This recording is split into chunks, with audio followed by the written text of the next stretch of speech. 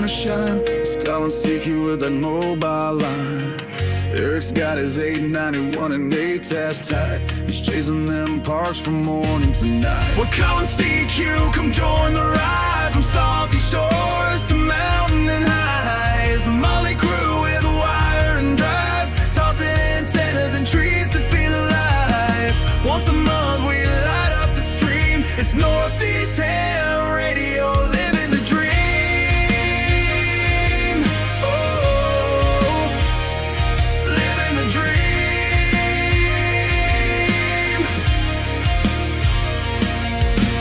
Izzle's in the woods with a stogie lit. Got his logbook down in a chair that fits. But toss him a chip with that barbecue tang. You'll get a ran in the Hamburglar fang. Matt builds them tough and tunes them clean. Reliance hits like a well-oiled machine. Toss a wire in a tree, no need to prepare. 5-9 signals floating through the air. We're calling CQ, come join the ride. From salty shores to mountain highs. A motley crew with a wire and drive, tossing antennas and trees to feel alive. Once a month we light up the stream. It's Northeast Ham Radio, living the dream. Oh, living the dream.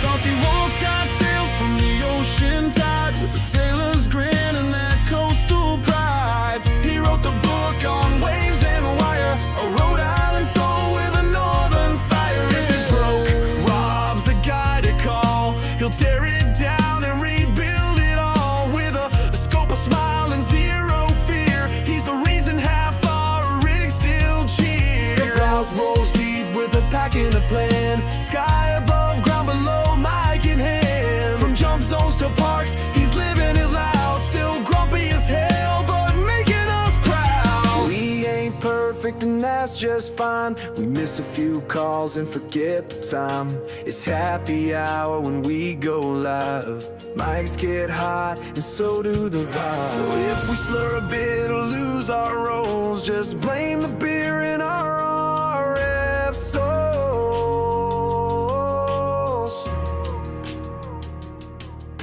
Marvin's got the badge and the winter plan. He'll brave the cold with a rig in hand. When the bands are rough and the tans are low, he's the ham radio guy putting on a show. From Rochester's Edge with a voice so clear, Mike's rocking AM on the modern gear. He's hitting the air with that VHF bite and logging POTA till the stars say night. Stars blowing finals at field day again. Still a proud general, won't let it end. Talks baseball more than he checks his SWR. They'll snag that contact from a mile too far. Let's roll slow through the woods and mud. Mass plates on the FJ, tires chewing the crud. He'll find the path where the signals roam, with a calm CQ from his overland home. We're calling CQ, the signal's wide. From the coast to the pines on the mountainside. We're a band of hands with stories to share, tossing wire and trees, putting watts in the air. Once a month we fire up the screen. It's Northeast Ham Radio, where legends convene. Antennas and trees and friends on the air, for signals we chase and the stories we share. We laugh, we learn, sometimes we swear, but every month you know we'll be there. This is Northeast Ham Radio. Oh, pull up a chair.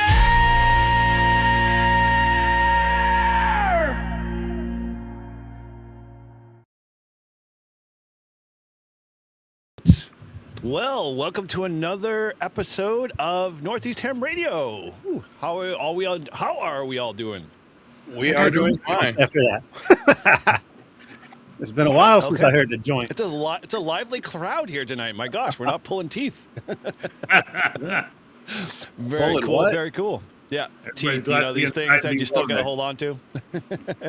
Even the ones I put on the bureau every night. Oh, Anyway, yeah, no. That's what she said. Okay, starting hard. All right. Well, welcome to another Northeast Ham Radio, folks. We got the chat is lively tonight. Good to see everybody in there as well. We're dispersed across a lot of different channels tonight, so pretty cool to see all the folks everywhere and scattered about. So real good. Yeah, with that, I guess, we'll kind of say hello and we'll start it off to my right since I'm apparently the MC for tonight. Tortoise, turn around, give us your better side, please. oh, maybe. hey, there we go. How you doing, buddy? What's been going on? Look, man, I got your shirt. Woohoo! Yes, nice. Nice. We are making headways. Just a sidebar there. I'm creating more, so keep an eye out for those. I will say it needs pre-washed because it's like I feel like I got a tent on. 100%. 2X. I was like, holy crap, dude. Welcome to the world of on-demand printing, my friend. T-shirt vendors are so freaking all over the map. You can never guess. I remember first printing our first shirts, and I'm wearing an extra large. I was like, oh my gosh, I feel like I got something super tight on. So, yeah, I totally get it. Yeah, it was crazy. What's going on, peoples? How's everybody doing this evening? We were asking you that. What are you? Oh, yeah. Well, I got the keys to the F-350 for snow plowing on Sunday night. Yay me! Just getting ready for this storm and winter field day. Yay! Winter emergency preparedness field day. Yeah, literally, Marvin. A lot of people. We are not turning this into a practice exercise. Would you wish for like the official exercise moment to show up? You got it. I blame this on KAZ Levi out of Michigan. He put a Old Man Winter meme in our Winter Field Day Discord channel. It was like, I think that's on him. He brought with that meme, and I think that's where it came from. So it's. Yeah, it's incredible. I'm really surprised at the storm and how significant this is and how big it's going to be. But it surely is going to be some emergency preparedness and I'll talk about more safety and other stuff down the road here. So safety, yeah, sure. That's number 3 on the list according to me. But we'll definitely circle back around on that one. Cool. Well, we'll bounce it over to Matt. How you doing, sir? What's been going on? You are in a special remote location at the moment, as I understand. Mike should have sent me the Starlink because my internet's kind of garbage. I keep dropping once in a while. But yes, I'm at a cabin here, Lake Nakamixon, with my club, Whiskey 3 Oscar India. And if I pan the camera, they might not want to be on there. Put your clothes on. Someone left over there, and then we had the last one doing FT8 right here. So we're doing POTA activations because it's a park. I got K1L watched earlier. And we put 2 antennas. We lost a few people because we got that storm coming. We're going to try to do a little bit of winter field day until, what do you think, like 9 or 10? Before you guys all huddle together? Until people get scared enough to leave, yeah. So unless Marvin says there's extra bonus to get, snowed in, then we might spend the whole day.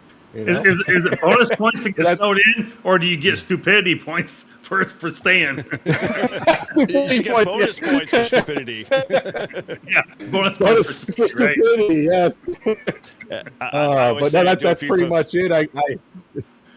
I threw up the antenna and I got hit by a flying weighted throw bag, so that was a bonus. That was a big bonus. Did your mother ever teach you? We didn't get on camera though, unfortunately. We didn't have witnesses besides a squirrel and a cat somewhere. So that's pretty much it. Back to you guys. Nice, cool. Well, Matt, remember your mom taught you very early on not to pee in the wind. Same goes things with throw bags. Don't throw into the wind. Throw away. And told you not to play with your bag. Anyway. We all, I like my bag. My bag got busted. I had to throw it out.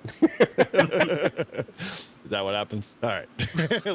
Okay. Well, on to that, Marvin. I don't know how to segue into you, but how are you doing?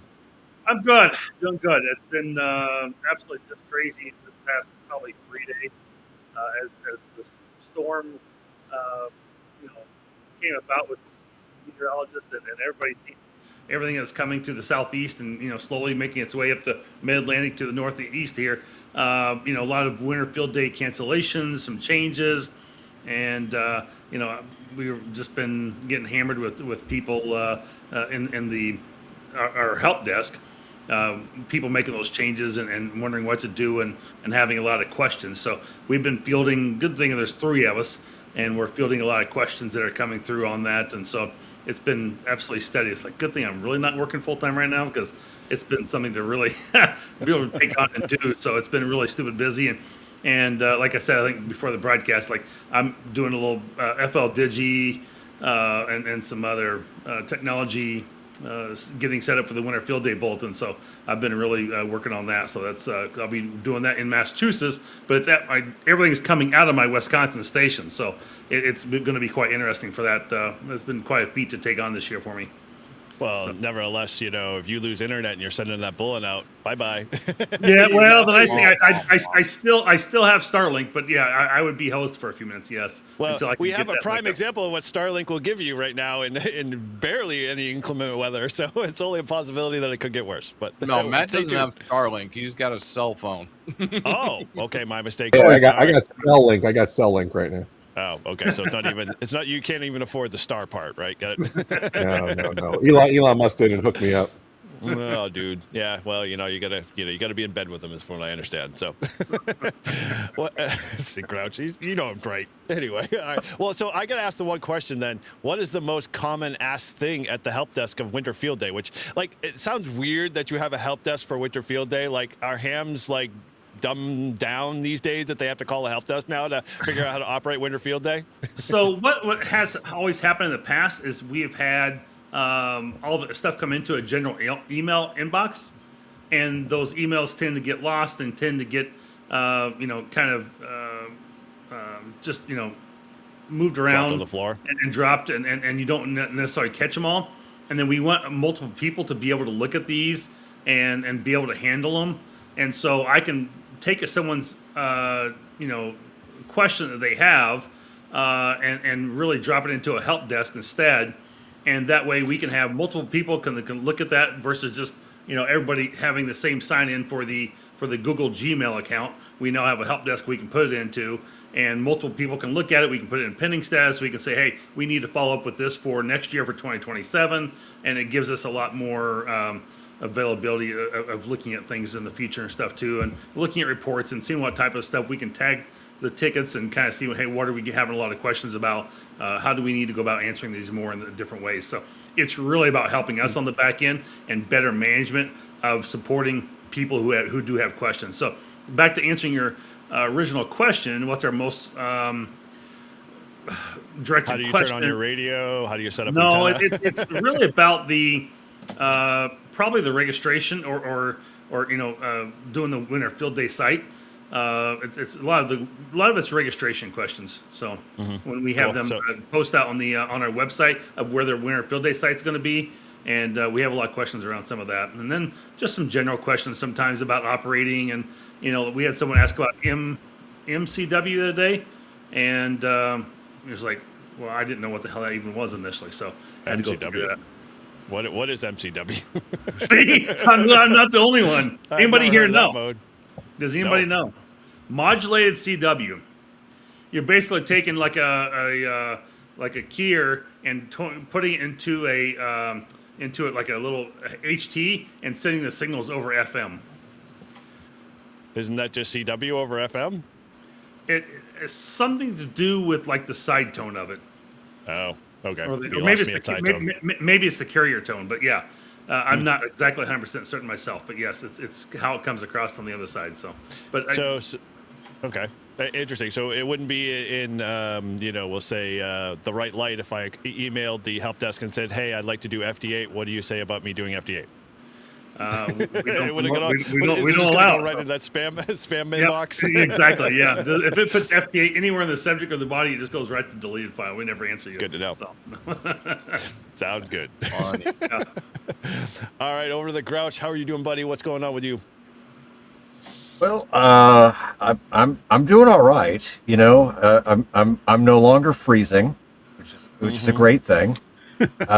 It's unfortunate for you guys that you're all going to be freezing, but it's nice that we finally got some warmer weather. I'm not going to be doing Winter Field Day. This is the first time in the last 4 years straight that I've been a station captain for Winter Field Day. Mm-hmm. We And took away your badge. The thing is, I could have been a station captain with Flag and Torch, but there happens to be a rookie camp on Sunday where you're specifically learning to jump with 4 people. And so the last thing I need to check off on my B license checklist is I need 5 more successful skydives with 3 or more. And so 4-person skydives that meets that mark. So if I get 5 this weekend, then all I got to do is take my test and I can get my B license. Nice. Cool. Well done. All right. Well, that's an acceptable reason and excuse. So you are, dismissed from having to participate in all the rest of the other ham radio-like activities to qualify yourself as a ham radio operator. Is that gatekeeping enough? I did a little all-star listening this week. I heard you have a couple of little conversations while you were mobile in New Hampshire. Did you hear the one today I had with Dave? No, I didn't get one today. That was a long one. But anyway, for another All right. another time. Cool. All right. Well, skydiving is it, and you bringing the HT up with you? I might do a jump or two tomorrow with it. I think Sunday is going to be 100% focused on that camp. So, but yeah, tomorrow will be a good day. I'm going to get a bunch of jumps in. So, cool. All right. Well, you heard him here, guys. If you're down in Florida area, make sure you get your radio tuned to what 5.5 or 5.2. No. So I mean, if I go up and I want to try the All-Star for one. But then the other would just be 5.2, 146, 5.2. There you go. You're in the Florida area, Tampa. Then have that 5.2 on. Listen for him. Cool. All right. Well, not least of this crew here, Mike. How are you doing? What's going on? I'm a little sick and I'm a lot sober, so I'm definitely not myself. You're awfully quiet. Yeah. No, I got, and if anyone sees me go off camera briefly, it's just because like my nose is all congested and whatnot. I don't feel bad, but like my nose has not quit the last 24 plus hours. So, oh well.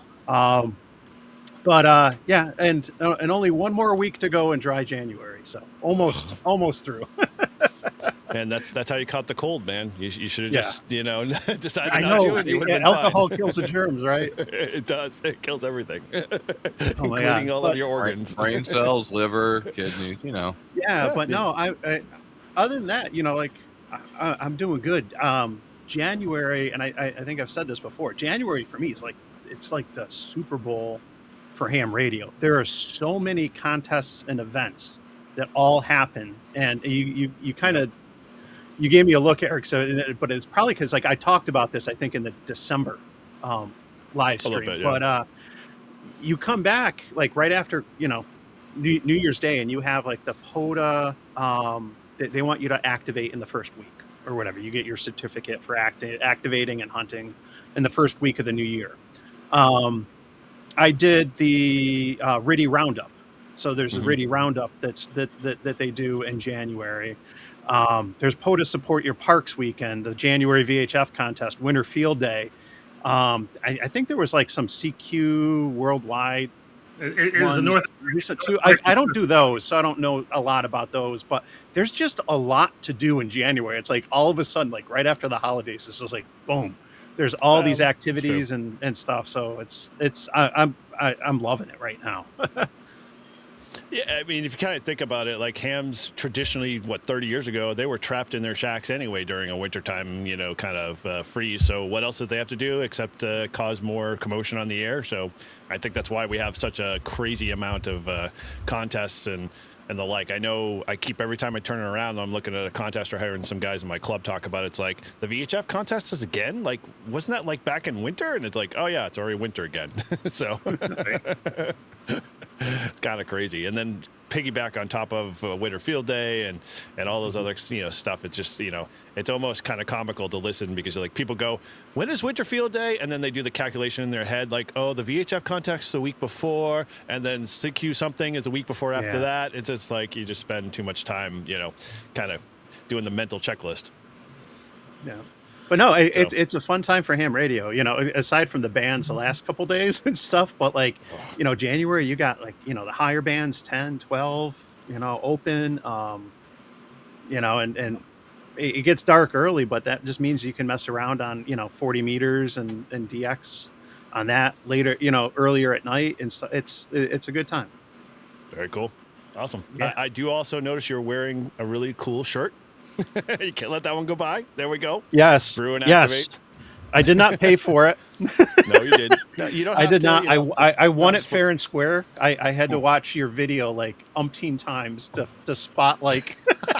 So you got so many view hours from me. I swear. It was like those games that we used to play like at the bar. Where it'd have like the photos and like you had to spot like where the difference was in the photos. You know what I'm talking about? Which I hate. Like I hate those. Yeah. Yep. But like So the guy sitting on the toilet at the bar? No, that's not it. That's normal. Yeah, no, that was fun. Thank you. No, it just came Yeah. in the mail the other day.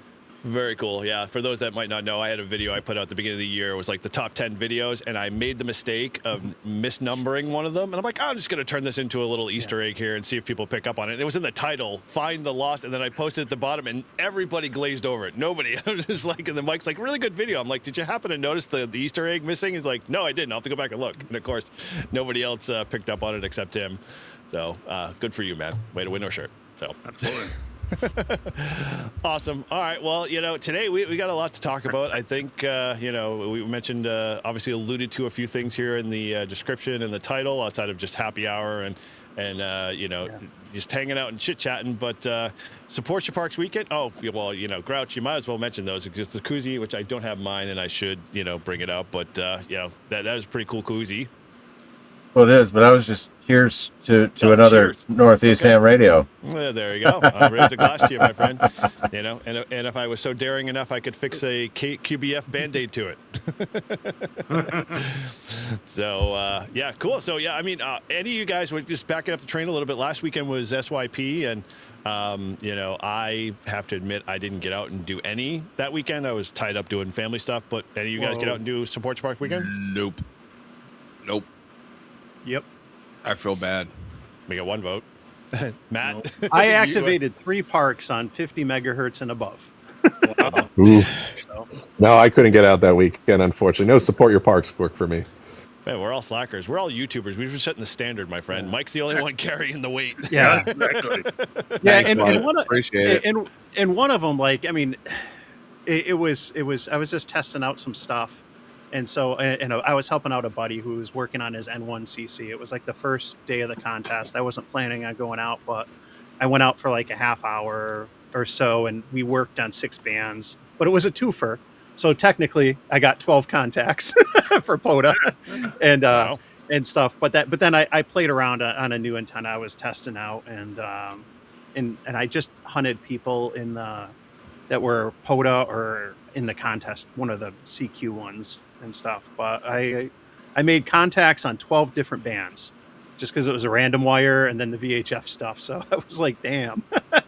The only band I left behind was 30 meters. I didn't bring a computer. So, Or a key. People Yeah. forget that. yeah. But I was thinking, I was like, yeah, isn't Winter Field Day like, oh, you got to try to, get contacts on 12 different bands. Well, I just did that in like Nice. half hour, but no. But no, that was, like I said, that was testing my gear for the setup or for the contest and testing out a random wire antenna. Most of my VHF stuff was done on Sunday. And I did a 2-park rove, which the parks are in 2 different grid squares. They were not ideal parks. I was not planning on roving. I like to just operate in the contest. I'm learning. They call it single lot portable, which is the category for QRP from a remote location. And so, think like POTA, SOTA, like that's what I like. I'd rather go, set up the ice hut and just operate from one place because you put all that time and effort into setting up half a dozen antennas. It's a pain in the ass to take them down and then go somewhere else and then somewhere else and stuff. But a couple people were sick or had work conflicts that normally rove. And so I was like, you know what, I'll hand out points to the guys, that, are local and serious contesters. And I'll at least go to 2 parks that are close, but are in different grid squares. I didn't have elevation. One of them was a state forest. So if you know anything about the trees and foliage, foliage, I can't say that word. Foliage. Yeah, like well, I kind of was like, this will be a good learning experience for me because I struggled on 23 centimeters on 1.2 gigahertz. That was not working out at all. I'm not surprised because of the locations and stuff, but I figured it'd be a good opportunity to learn. And at the end of the day, I had fun and got a bunch of contacts in and like I said, it's a learning experience for me when you go out and you play on some of those bands in those conditions. But setting up, and I just finished the video today. It'll be out in the next week or so. Like I'm operating so many different radios and antennas. It's just nuts, but it's fun. It's fun.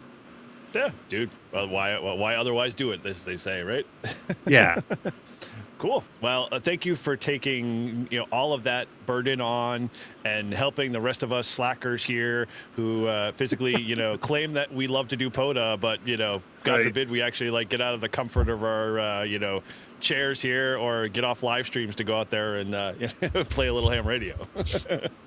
Sorry, I'm just throwing it on thick here.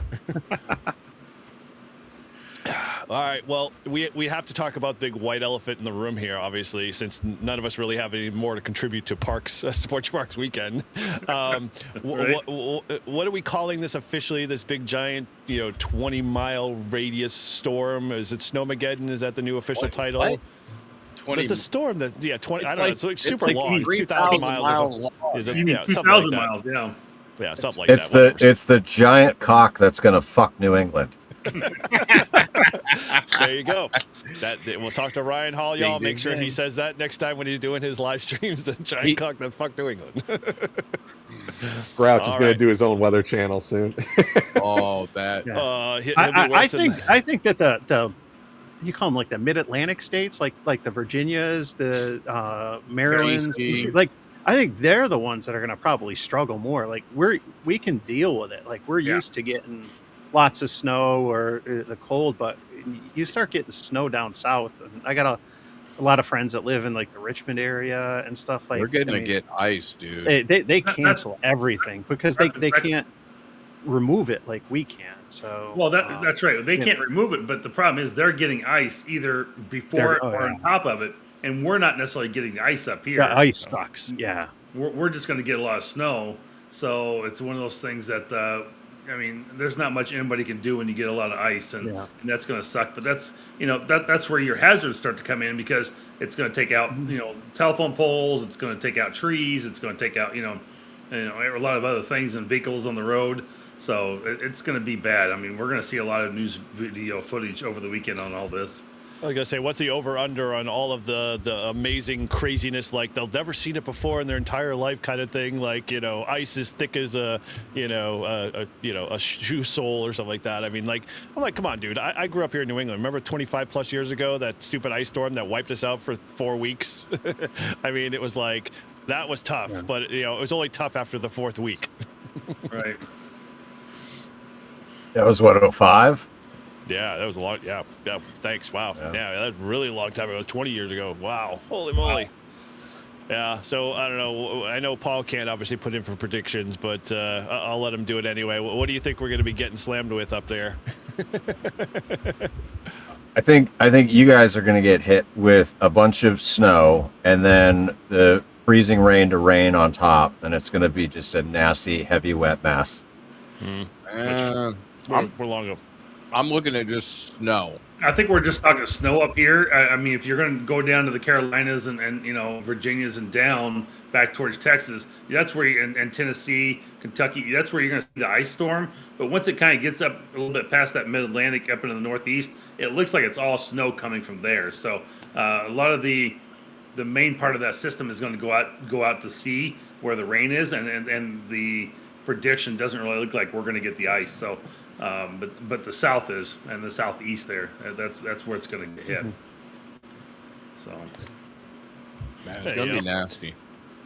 Yeah, I mean, around here, I know, like, it's kind of funny because we had that proverbial roundtable discussion in our club to decide whether we were going to cancel Winter Field Day altogether and kind of put a kibosh on, some of the diehards in the club that wanted to go do it. And the conversation was like, okay, well, what are they going to be faced with? And that wasn't really the snow issue for us. It was like, we looked at the temperatures, and the norm without the wind chill was like 1 degree.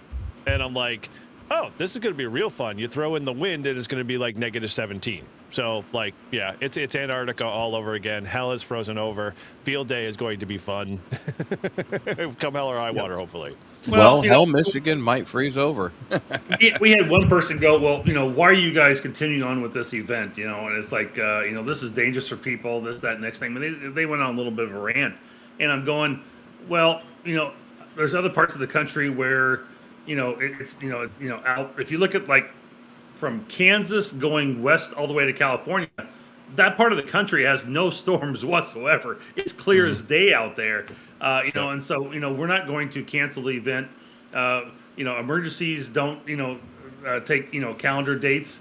They just happen, right? And so, this is kind of a preparation for that, because even if you're, not necessarily able to participate, you're still going to have to make sure that you have yourself prepared for, the 72 hours potential, if you have your generators with gasoline, up and running and ready to go in case of power outages. You still want to have all your batteries charged, So you may not be directly participating in Winter Field Day, but in some ways, this is just exactly that. This is preparing for that type of thing. And I think a lot of people are going to have to be doing that in the south and southeast areas. So it's one of those things that, just by happenstance, it is Winter Field Day preparedness for a lot of people in many ways. Whether you're not ham radio or not, you still need to be doing some of this preparation for an event just like this. Exactly, Prep Ham Paul. So I did it. Beer fridge is full. I've got Doritos. Milk and bread have been left at the grocery store and replaced with all of the great sugary items. And we're just going to ride it out and see how it goes. Although, well, it could be just like a typical New England, snow, which is what it sounds like it's going to turn out. It's funny. I just at a sidebar did a quick poll while we started talking about Field Day and whether people are doing it or not. 64% said they weren't. So I'm assuming most of those folks are in the general Northeast area that's going to get clobbered and, basically decided to tuck tail and not go out and operate from home. This is kind of what I've been telling people in the last couple of days is, even though you may not be operating still as a club or as an indoors or going outdoors and operating in your portable tent or in some type of trailer or something like that, you can still participate from home. So just because you are not directly having an event with a club or somebody else doesn't say you still can't participate and be part of it. And we can still make lots of contacts and still be out there, because there is we do have the home category. So and we do want people to be safe. So, I mean, it's you got to do what you got to do. I just want to know where you get the electric underwear. And why would you want to wear electric underwear? Hey, as long as they keep them nice and warm and toasty, I'm good. And I thought it was like DeWalt set, right? You just put the 20-volt max in your. I just wanted, is it 12 volts or 5 volts? Because I don't know, do I need like a buck converter or something? Or do I? You see what I did there? I see. Yep. You and Buck. Yep. Is that the 18 or 20 volt? Battery from Milwaukee. So. Oh boy, yeah. I go to the 24 volt, man. Come on, bring it on. It's gonna hurt. It's gonna hurt hard. He's a D-Walt man. I like them D's. So yeah, okay. Well, I guess we're kind of already in the middle of a little field day stuff here. Any of you guys actually got plans to go outside at all, or are we all just kind of like going to be operating from home as a kind of a fail-safe? Well, last week. Go ahead. Go ahead, Paul. Mike. Start it Go off. ahead, Paul. I was just going to get out of the. No. My club got canceled. I just found out a couple hours ago. They had a lodge at a county park, and it is within the Erie Canalway National Heritage Corridor, so it is a POTA reference. But they had a cabin, and the counties canceled all the reservations and said that because of the state of emergency and the weather that no, so it got canceled. So I was gonna pop over, and what I was gonna do, because my son had basketball games that got canceled on Sunday. They're already canceling like everything. But I had planned, and I had just coordinated with some other clubs too. I was going to go over with stations and set up on 146.52, 223.5, 446, like a bunch of VHF stations, and operate those to try to help them get those additional bands, but also try to encourage like some local simplex, and just, even if people aren't participating, just see what you can do with your station at home or your car. And I was kind of looking forward to that. And we had somebody that was going to come with some microwave gear, so we were going to try a whole lot of bands and stuff, but it got shut down. So now basketball's canceled too. I got to figure out what I'm going to do. I have no clue. You're going to be bored. I kind of had it planned out. Like I was just going to go for a few hours, and I looked at it as an opportunity to help others out. This was the first time my club was going to do something. Well, I kind of looked at it as an opportunity to maybe, give people an opportunity on 1.25 meters or 33 centimeters and some of this, some of the disused bands. But oh well, we'll see. I'll figure it out soon. Well, we know Grouch isn't participating per se, but yeah, if you got, I'll be outside all weekend. Okay, right. Radio in hand, maybe not. We'll see. Well, Tortoise, what's up with you? I know you had original plans that you were gonna have a big party, but then that guy. Oh yeah, that got the what they call the kibosh on like Sunday or Monday. I'm just looking at the weather, and I knew it was going to warm up, and I knew it was going to melt. So I knew my yard was going to be a swamp, and I was like, "All right, let me make a decision here." And I had Rabbit coming up. N3 EMT was coming up. Who else was coming up? Chris and Parker, they were coming up from Cape Cod, and I had the camper. I was going to rotate the big camper. Propane, everything, bathroom, the whole 9 yards. We were gonna throw antennas in trees and have a blast. And I started looking at the weather, and I was like, dude, I don't want you guys getting stuck on the 95 corridor coming up. So yeah, I'm calling it. And Chris and Parker, they've got a snow plow. They got to plow snow down there in the Cape. So everybody was like, nope, not doing it. And I said, okay, well, it worked out. So. Now, I didn't want anybody coming up, but we were going to have a nice little camp out in the backyard, and it was going to be in a camper, so it was going to be mobile. Right. I wasn't going to cheat, And the rules. No, it's got wheels on it. I can hook it up to the truck, and I can move it. It's mobile. That's right, it's mobile. It's mobile. It's mobile. I just wasn't going to pull it very far with the FJ because that damn thing weighs 3 times what the FJ does. You got the F-250 there with you right now, so. No, I've got the 350. It's at work, 350, and okay. I've got the little Chevy Silverado 1500, and yeah, that ain't moving it. Very cool. So. All right, well, so then if you're not going to be doing the big shindig, you going to play at all in Winterfield Day? Yeah, I might throw the radio on. I got to change my registration for Winterfield Day to one going to be in the house. All right, I'll just. Oh, Marvin, you don't have to do that. I can do it. Note update. Is it under your call sign? Yeah. I'm just do you want my call sign? What he's giving you, man. What first rate service there? You never see anybody from Summerfield Day doing that. The president of Winterfield Day. I hope that everybody goes into the comments and starts complaining that Michael's getting preferential treatment. Treatment, exactly right. So if we know he ranks higher all of a sudden in Winter Field Day stats and scores, we know what happened. Yeah, right. It was mistyped. His station went from 1 indoors to 100 indoors. That's hilarious. Right. Even 10 indoors. Holy smokes. Yeah, that's a lot, man. I don't think I could handle even 2. Marvin must be on a notebook computer or a laptop because every time he types, the screen bounces. Oh, yeah, it was. Yeah. We can hear it. I see it. Marvin, you didn't have to do that. I was going to do that tomorrow. It starts at 11 o'clock tomorrow, and I'd rather just get it off my list so to save myself a help desk ticket. I wasn't going to send you a help desk ticket. Are you saying he's not smart enough to go in and fix it himself? Obviously. Well, then, well, then you're really in some trouble. Then I can only imagine how many help desk support tickets you're going to get to help Tortoise upload his ADI file. Thanks. Do I have it in the right format? And we'll see how that one goes. All right. Well, with that, I know, Matt, you are obviously already on site doing said field day, so you got some brownie points there, my friend. So you going to stick it out the whole weekend, or are you just going to try to just go as far as you can?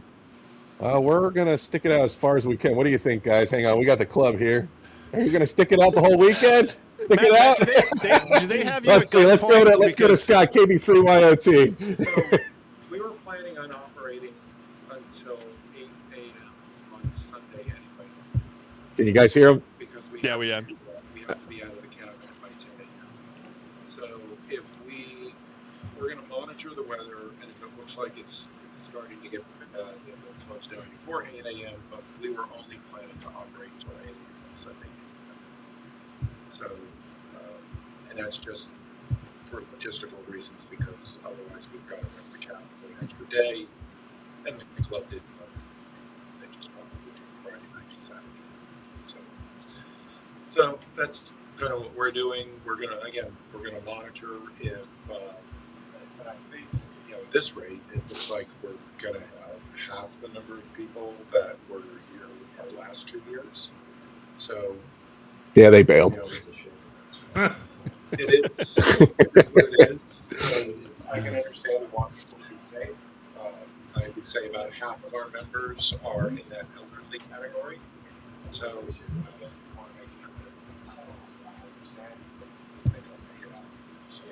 Cool. But for the most part, we're going to be here as long as we can.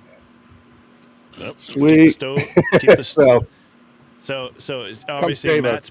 Matt's being controlled by committee. So Matt, if you're being held against your will or anything, just blink your right eye. Just let us know you're not. I'll blink my right eye. Yeah, held against committee. We're staying here. Wink, wink.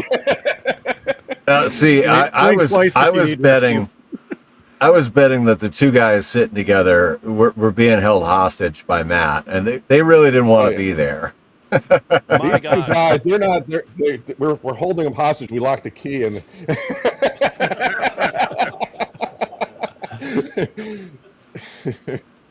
Very cool. Well, hey, sorry, Chris. Good to see you. Welcome. You're actually right on time, my friend. Right on time. Speaking about being held against his will, why are you in the basement? Because that's where I'm at. Oh, okay. That's where his wife thinks he's at. Yeah, exactly. Very cool. Well, well, there we go. Okay, good to see you.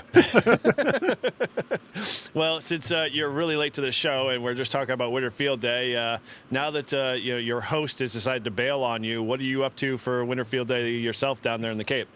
Well, I have been told I'm on call. Oh, full screen. Why is there no picture? Ask Paul. He's got the controls. I was trying to give him the show. So, by the sounds of things, I'm going to be plowing for about 24 to 48 hours. So, Wow, dude, that sucks. Yeah, You guys have rough ideas how much you're going to get down there? anywhere from 10 to 18, they said. Wow. So, definitely going to be fun. See, I remember a conversation with my dad before he moved down to the Cape. He's like, son, I'm going to sell my snowblower. Do you want it? I'm like, why? You're going to sell your snowblower? You're going to need it when you get down there. No, we're never going to see snow at all. And literally, he's been down there 10 years, and almost every year he's seen snow. And I'm like, you just screwed yourself. Oh, yeah. So totally get that. Yeah. But so you're going to be just basically on call. So you're just going to kind of sit around. You're going to play any radio at all, or? I did move my 500 into my plow truck, so I remote headed it into the plow truck, which is going to be fun. Before that, I'll be on the bands and making sure everything's working at the house. Parker can play around. Cool. Well, hopefully he'll get on the air and make a few contacts. Yeah, He's definitely. going to do Winter Day Mobile from. That would be kind of cool. Yeah, I was thinking about putting his 857 in the truck, but I don't know how that would go. Yeah, mount that in there with the ATAS or something. If you got HF at home, there's no reason why, you can't just say, hey, it's in the truck, and if you're looking for a Parker, you got to come with me. Right. So. You be my co-pilot, work the bands. I'll record the logging while I'm plowing. Yeah, exactly. So. Yeah. Very true, Peter. Yes, time to buy a snowblower when you don't need a snowblower. All right, well, good on that. I guess I'll throw my 2 cents in. I'm going to probably play a little bit from home or remote home because I'm going to be down in the Cape myself. So I'll say hello to you when I'm down there working on some stuff for my dad. And so I'll be down there, and I may, fire up HF for a little once in a while on the mobile, but, I can definitely remote in and play FT8 for, the fun of it. No, just kidding. Sorry. JS8 call.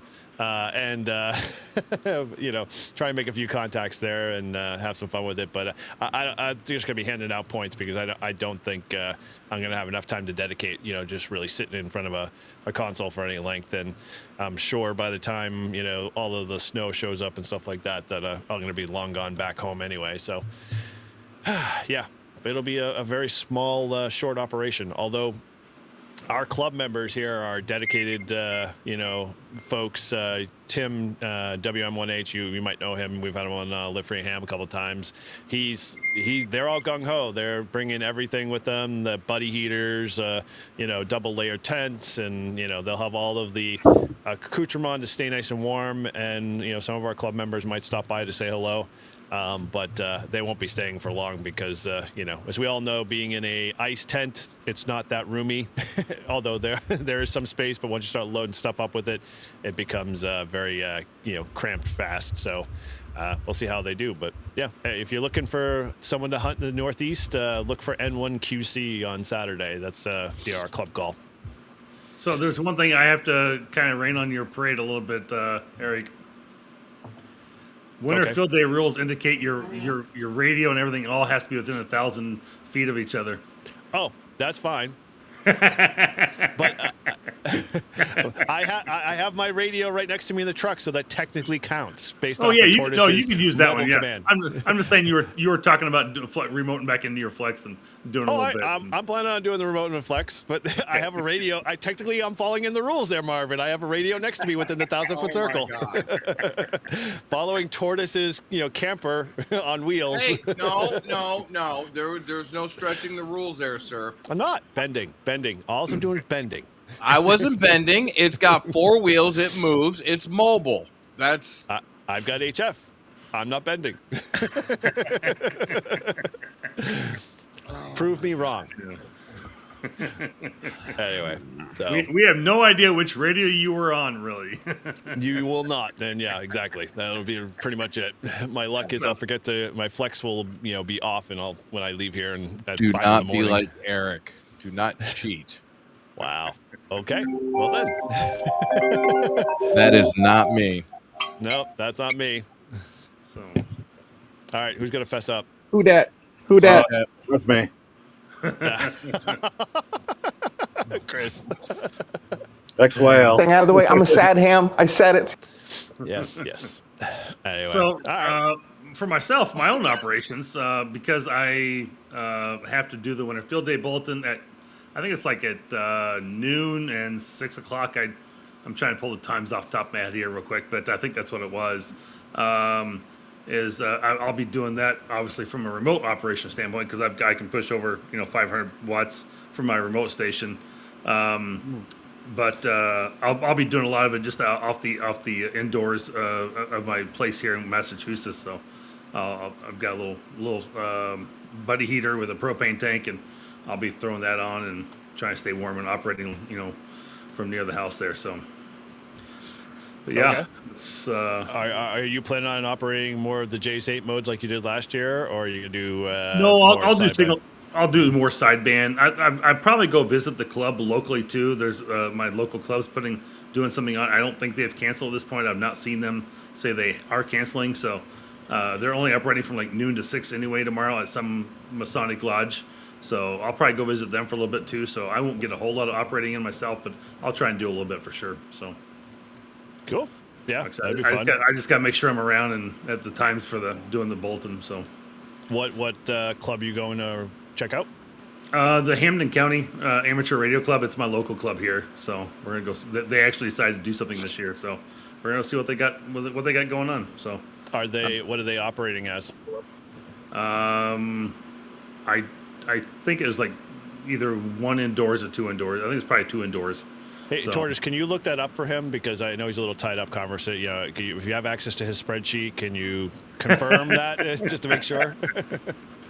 No. Yeah. Oh, okay. I know. I figured if you had, priority support from Marvin Direct, like you'd have access to all the same stuff Marvin does. You're absolutely. I know. You're absolutely right. Sometimes Hey, there hold is. on. Let me look. You're the closest to me. Oh yeah, and I totally forgot. Mike, since you're sitting right next to Paul, you have to do hard hands with them. I was told by Shannon it has to happen at least once tonight, so Paul feels like he's still, a man. don't grab him like you're handicap over the looking shoulder. thing is that, There we go. Mike? I know. Mike, not the Angry Bird. Come There on. we go. Shannon, it's been achieved here. We're all done. There you go. So, All right. Okay. Now we can end the show now. We're good. No, I don't know.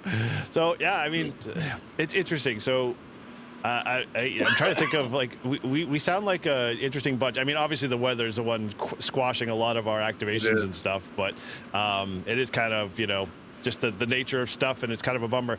I guess I'll point it at you, Marvin. Do you have a rough idea how many have canceled from the... Oh, of course, she's right here. She shows up right after we do it. It's just like you speak her name and she shows. Any rough idea of how many, canceled on you guys? Or did they... Are you required to report that you're not canceling if you already posted you're registered, or no? No, not necessarily required. I mean, it's kind of on the honor system for registering and if you need to cancel or change.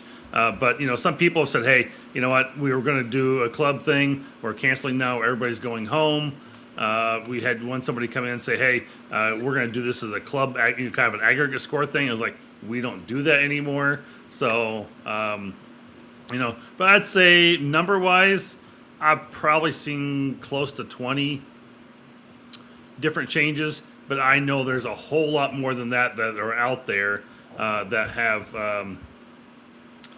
probably canceled that we're just not hearing about at the moment. But I'm sure there's a lot more. And I just real quick on the homepage, I was going to say we still have 1,192 registered sites. So even with the ones we've canceled and removed or taken off, we're down a little bit from last year. I think we had around 12 to 1,300 last year, but there's still a lot of people out there that are going to be participating. And again, it's one of those things we can't plan emergencies, and a lot of people, in other parts of the country still have cabins or buildings reserved, doing other things in other parts of the country. And even those who may be even up north in Minnesota where it's going to be minus 40, they're probably still doing something indoors and, everything across the board. So, a lot of people who can operate from home are still going to operate from home, and they're still going to participate. So we don't necessarily want to cancel the event, and we certainly can't postpone it because of schedules and things like that. It just makes it too challenging. So we either go forward with it, and we get what we get. So that's kind of our take on it. And that's what we'll continue to do in the future too if anything like this comes up around down the road. So I'd be curious if you make a mental note in stats, like how much you would see between 2025 and 2026 stats when you finally tabulate them all. How where the imbalance is, or whether you can directly see where the storm was basically impacting. If you'd see a lot more or less participation for those areas or states, because I'm curious. It's like obviously not everybody's going to be per se operating at home, depending on their conditions and ice and all that other stuff. So you might not like. Virginia might be a very hard to reach state like this year, where it normally isn't for most people. I'd be curious to see if that reflects in your numbers. So there's. I mean, South Dakota's impossible all the time. Well, that's you said it right there, Paul. N1OG, you hit it right on the head. So South Dakota is still a state that doesn't have anybody ever participating on our field day, and I doubt if they do still today. I may pull it up real quick just to see, but I'm pretty sure they don't. And actually, holy shit, hell might freeze over this year. There's actually 2 stations that are registered for South Dakota. I've never seen that in my life. So that is usually, I mean, they have literally had to come up in the last week because they are not as a private station and a public event. And I've never seen that before at all. So, I mean, I guess we have all 50 states covered at this point, and so we'll see what changes because we've never been able to get all 50 states covered in the past, which is kind of odd. But we do have stats from previous years that are really pretty good, and we could tell you how many states usually participate and what their numbers are from year to year. So if we have, I don't know, call it Ohio always kind of wins the numbers. They have like let's say 104 last year or something like that. I don't remember the exact number off the top of my head, but then you'll have let's say Virginia has 23 stations and Missouri has 45 stations and Texas has 100 stations. So we'll see those numbers, and so I'm sure we'll see after this year what that looks like and where the numbers declined and what states maybe didn't have participation at all. So. It will be very interesting to see what that looks like for sure. Yeah, definitely. I would be curious. Would it be reflective enough on like World Radio League? Because you guys obviously keep a dashboard that's going to be running the whole winter field day, isn't it? Yeah, the World Radio League kind of keeps that on running on their own as well.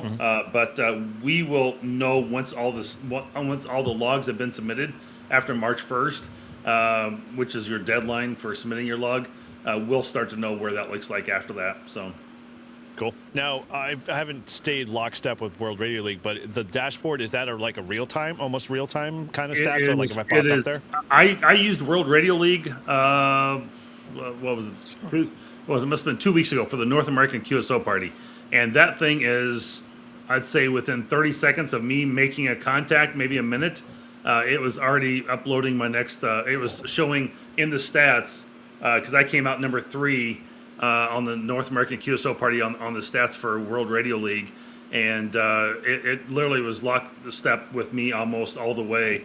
So if I made a contact within 30 seconds or a minute, it was on the World Radio League board showing, I'd made 10 contacts and 20 contacts and, 36 contacts and all the way up, so. It did really good. It keeps you updated. It's pretty accurate. They do a really good job with that, and they show you how many QSOs are being made by band, by mode, across the board. So they've really got their stuff together over there, and it's a really cool logging program to be able to use, and clubs can use it too. You just got to create one sign in, and then everyone can sign into it under that same login and operate the different radios. So they're really excited to partner with us every year on this.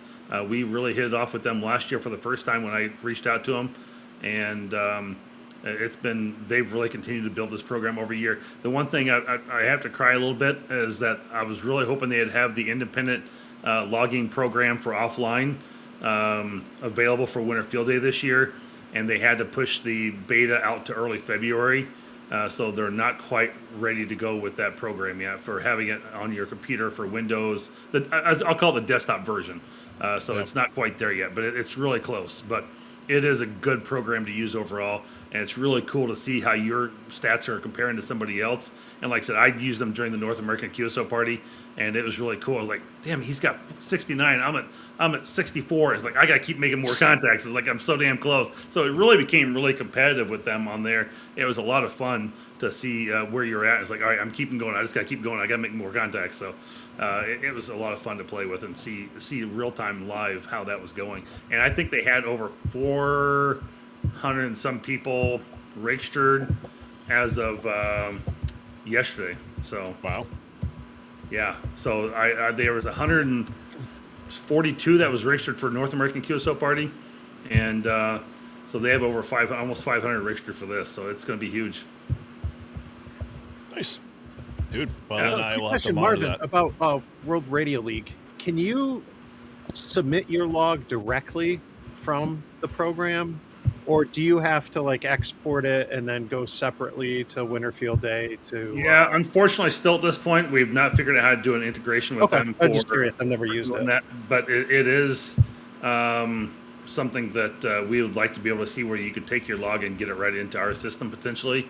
So because there are so many more people joining this, I mean they've had just explosive growth with it, and so yeah, I'm sure maybe down the road we'll be able to do that. So. Hey, and Eric, on what's neat is with World Radio League, you can have the club call and then the operator's call separate. So but it only works if you're logging on that person's computer. So you can have the club call, and you're logging as the club, but you can also have the individual call too, which is nice. Yes. Oh, wow. There's all that. There's 641 people contesting in the World Radio League tomorrow. So that's huge. Yeah. I might have to check it out. I've been saying this, and I was real tempted because I think, if I understand right too, I know that they've been big with Winter Field Day, but I think that they have the VHF contesting in there now too. They have, I think, almost every contest you can come up with in there. And that's always been a challenge for me. Whether I use hammers or polo, I have to, and especially like this past weekend where I'm at multiple parks and I have multiple logs, I got to go through and I got to clean stuff up before I submit it to POTA, because if I'm logging people who are rovers with like stroke R and different things like that in their calls, I got to clean that up. Then I got to submit it to POTA, but then I got to go through and I got to get rid of a bunch of fields and clean things up for submitting it, or combining and then submitting it for the contest stuff. It's not smooth at all. So but, a couple of quick things is, one, I became a lifetime member of World Radio League, so I've got their premium program now, which is great. But some of the things, like similar to what Sebastian has done with Ham2K, where you can take into MAK, N3 MFL, and you can just hit comma between the two if they're both operating at a park, and then you just hit enter, and it will create two separate entries in your log for both of them. So, which is really cool. And then, like, if I'm a hunter, I'm here at home, and I type into MAK, and you're in a park, US 1, 2, 3, 4. It automatically goes out to the POTA website, sees your call sign out there, and says, "Oh yeah, he's at park 1, 2, 3, 4." It automatically puts that into my log for me, and so it's pulling that POTA data constantly into the system for World Radio League. So all I got to do is type your call sign 5959 and hit return, and I'm good to go. So yeah, so it's really slick. And if you're out and about and you're using like the tablet and you've got like cellular Wi-Fi service, you can also, it will detect what park is near you, very similar to what Sebastian's done. So like if we do the 24-hour POTA, Eric, it'll be stored in the cloud, and if we log into it, each individual computer will be logged into the club call, and they will be able to save it directly to the cloud. Hey, Mike. When they come up with out of beta with the offline logging, then we can talk, because I guarantee, no matter whether it's in the cloud or not, if we have no internet where we're at, guess what? Dude, you we get will- to become part of Loggate. We will have internet. I will buy more Starlinks and just I'll just mesh every last one of them together. You're one of those typical hams that have 19 antennas on the top of your car, right? You're damn right. No, I just have three. Just wanted to clarify. Nah, it's just a I big just old have box on three. top now. Yeah. I can't afford antennas in the woods because you get them knocked off, you're done. You're done. And just like Hillbilly Ham says, the portable version will work online or offline. And so what happens if you're offline, when your computer connects back to the internet, it will then upload that data right to your log for you. So I have to give it a look. So yeah, it's definitely worth it. Just use code Ham Radio Guy. Save yourself 10% if you want to sign up for a subscription service. Shameless plug. Oh, yeah, absolutely. I got to do a little capitalism in there. So Here we go. Money talk. that's right. There you go. Nice cue there, Paul. Oh, Nice. So, I mean, I'm just trying to be helpful. I'm just trying to throw suggestions out there. Hey, we'll Appreciate that, try it Mike. with the 24-hour POTA that I'm doing. See how it works. Yeah. There you go. So, There you go. all right, if we're talking loggers, then Matt, what are you guys running there? What do you look? Yeah, Matt. Sorry, I mute. We're using Remember, the blink twice the if you're logger in gate trouble. log. We're using the N3MFJ. Yeah, okay. Nice. You networked it all? You're just single? We're using a one of those GLI net travel routers, so that's what we're doing for networking. So everything's off, grid kind of. Are they all pointing to the correct server, sir? Yes, they are. Okay. But we lost so Make many sure. people for this weekend, for this event, because they're all scared of snow except for our hardcore hams, Mm-hmm. So we're gonna keep it alive. Yeah, So we we're appreciate gonna it, have man. 3 antennas, 3 stations, but now we're down to 2. So should be good. Do you have bandpass filters set up or anything? Or you running without Nope. filters? Unfiltered. Nope, running without filters because we're running non-resonant antennas. We got the modified Rybakov with a hybrid counterpoise, and then we have an end-fed random wire with inspired by you, Mike. To do 160 through sticks. So both of them tune 160. So we're not gonna have any issues there. You can can't get possibly- yours you're at not possibly- RelianceAntennas.com. you can't possibly be using those N3 VAN antennas, are you? Possibly. I don't know. Maybe. So, How do you have the Rybakov set up? The 90-something foot one that you did. So what do I do with the 90-some foot? It took a while to get the wire up in the tree, but so we have the Rybakov about, I don't know, what do you think, like 6-7 feet, 6-7 inches off the ground, and we have a 93 foot radiating element. It goes up, I think, probably 45 to 50 feet straight up to a tree branch, and then over a little bit. So it's like an inverted L, and then we have. I messed up the radials. I was supposed to have 5 radials. I was supposed to have like 5 radials, but it turned out to be 4. So I got a 66-foot radial, I got a 33-foot radial, and then 2 17-foot radials. And that baby tunes so fast with we're using the ICOM IC705 with the H705 tuner right now. And I think, what are you still on 30 meters doing FT8? He switched to 40, but we were doing 30 not too long ago after Mike mentioned 30 meters. I told him, switch over. So it works great. And the only one that had some feedback coming back was the random wire. So I threw one of my baby chokes on there. So since we're only doing QRP, and it worked great. Cool. Mike, ABC, right? Yep. Always be choking. Ape was Always in the be chat choking. earlier. You'd be happy. Always be joking. Always be choking. I just ordered myself some ARB cable. Let's see Just how. plain old ARB cable, or did you get it sheathed? I got the red, white, and blue. oh, What? they, Is that the red, white, ABR or blue? ARB? AR, yeah. ARB. Is that- What'd I say? No, It's ABR It's Industries. ABR. Oh, for shit's sake. Alpha Okay, Bravo ABR. Romeo. Yes, I got ARB the is the ABR. That's Chinese the Polish version. folks. Yeah. The So Polish version. Arb cable. I got the built-in chokes, and I didn't even see the email.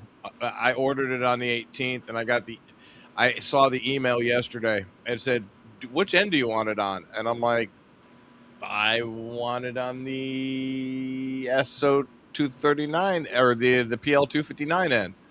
And I'm like, "Why would you have it on that end?" So I don't know, but it's red, white, and blue. So we'll see. We'll see what it looks like.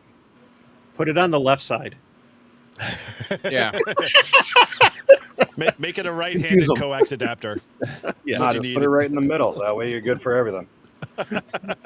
Yeah. You gotta just. Oh, come on! It froze up. What the hell? What? All right, Who forget froze? it. What? My little. You've mission really here. got to stick There it we in there deep. So Matt, real quick on your infed halfway base camp mini, does that come with that? Can you get the Kevlar on that? Yeah, I'll be putting it up on the site soon. Just reach out to me. I could hook you up, Okay. but I got to put that up on there. That's what we're using on the random wire right now is 124.5 feet of that Kevlar core wire, and that thing, that's beautiful. It feels like rope. I tangle it up, unfortunately, because I didn't wind it correctly. So it was fun. Over, under, no. Yeah. I know. I didn't do a figure eight, you know. You didn't feel the curve of the wire. Oh, they get got curvy, all right. Very cool. All right. Well, what? Anybody else got anything they want to throw in? I mean, it's kind of a bummer because we're not all like super excited about Winter Field Day because this damn storm is like put a kibosh on a lot of our plans. It's kind of like, well, you came here to talk about Winter Field Day, guys, and It's kind of getting canceled and dropped and everything else. You know what? I'm just going to say something real quick. Is that for those who are listening anywhere, in the impact of the storm area, just make sure that you're staying safe. You're taking every measure possible to make sure that you're taking precautions for any travel, any of your setups that you might be doing. Know that you know what, I'm operating for now. The storm's we're fine, but realize that storm may come in and things may be getting worse somewhere else. And as it's moving in closer to you, you may be getting hit with more snow. You still need to get out of your area. We don't really want anyone being called to get rescued from a Winter Field Day site somewhere. although it'd make a good story. It would make a good story for sure. But we want you to be safe across the board. And if you're having to travel, you're going to be traveling through ice and roads, potentially to go in the ditch or something like that. So just use common sense. As much as that sometimes may not be common in some areas for some people, but just be thinking about those things ahead of time. And if you are out there, make sure you got enough heat and propane, whatever you might be using for heat to and food and water to protect yourself, to house yourself until you can get free or get out. If you do get stranded for some reason, make sure you've got enough supplies with you to be able to be safe and survive along the way. So if something like that does happen, but I hope that most people are going to be taking the caution ahead of time. And like I said, if you are having to cancel, your club's canceling, whatever it might be, just go ahead and work from home, work indoors, and you're still fine to work from there for sure. What are you sharing there, Tortoise? Yeah. Oh, your order? Yeah, it's dude, I had to look. It's the 40-foot with the red, white, and blue, and sweep testing, and 3 ferrites, and yes, the personalized heat shrink. Yes, I went all out for $132. That's actually not that bad. And you should have used Marvin discount. You would have got Marvin a better price. I texted him that a minute ago and asked him, "Did you use my code to save money?" No. You could have used K-Murder's code. My gosh, he advertises the K8MRZ 10 or something. You obviously don't listen to my podcast enough. I'm gonna advertise them all the time on there. So. Well, I was fighting over Julie's pink coax, so I didn't get the coax. So, you know, Well, I don't know. Is one that thing- manly enough? I guarantee I'd have the only. I would be the only guy out there with pink coax. You Yep. couldn't steal it. Yeah. It's You would just- be the only one over in the corner Only all by one. yourself. Well, I mean, it's just like in the computer world. I have a purple, I have a green, and I have a pink Cat 6 jumper because I know nobody will steal the damn thing. True, but you can tuck those away in your bag. But when you pull out pink coax out on the field, you're really losing your man card and your POTA card at the same time. Oh, so it's negative. a double whammy. No, that's not Yeah. that will never happen because pink is my favorite color. That explains a lot, man. Now we know. Now you know the rest of the story. Exactly. No. Things are coming out. Things are coming out. Literally. I understand now. What more do you want to tell us this evening on here, Michael? Yeah, we were huddling when we were doing a winter activation, but I thought that was just to stay warm. Well, I was the smaller spoon, so You Yeah, were- he likes you the small spoon. literally. were- Yeah. Oh, I'm boy. sorry, man. Everyone's Does right. anybody realize? I mean, this dude right there, how freaking tall he is? Not that tall. My God. I'm 5'10", and I'm looking up at you. Bullshit. Okay, Grouch. Please retort. You're Hey. just as You got a couple inches on me. yeah, not much, but I'm That's not what she like said. gargantuan That's what like she he said. makes me out to be. There we go. He's a grower, not a shower. So, I can't get it up. It's just, it's so flimsy. anyway, all right. You got to cut those so they're right, so they're not like cutting off on a syllable. Well, yeah. So that one, it's a work in progress because he wasn't actually present in the video at the time, and the only thing I had is little hand doing this, and that just didn't look right at every level. But I appreciate the submitter who submitted those videos because my minions are working on my behalf. So please keep them coming. Always love a K-murder, yeah. side joke. But Chuck's anyway. got your back, Michael. See, look at that. See? I'll be damned. Look at that. Yeah. Coming out of the woodwork for you, man. One of the things I just wanted to mention, like I was thinking about this when Marvin was talking, unless we still want to talk about pink and salmon and stuff. But Please take us out of that. in the cold, because I had this happen. I had a couple failures last weekend in the VHF contest, and it was a balmy 20-something degrees out. It was still cold, but just be prepared. Like, if you're going, even if you're setting up or doing some stuff from home, like in the extreme like cold and weather, like things don't always go as planned or perform as planned. And I had my MFJ mast freeze on me at the last park I was roving at. I'm trying to pack it up, and it had gotten dark, but because we had some wet weather like a couple days ago, I think it had just completely froze up. Like I could not. Here you go. Here's the clip it. He could not collapse the I could not mast. collapse it down. Like There it you took go. forever. I was like, I was so tempted to just like ask my wife to like run me out a hairdryer or something, like meet me at the park with a hairdryer or the heat gun from the garage. But She has a cordless hairdryer? I say no, but I or mean, of course.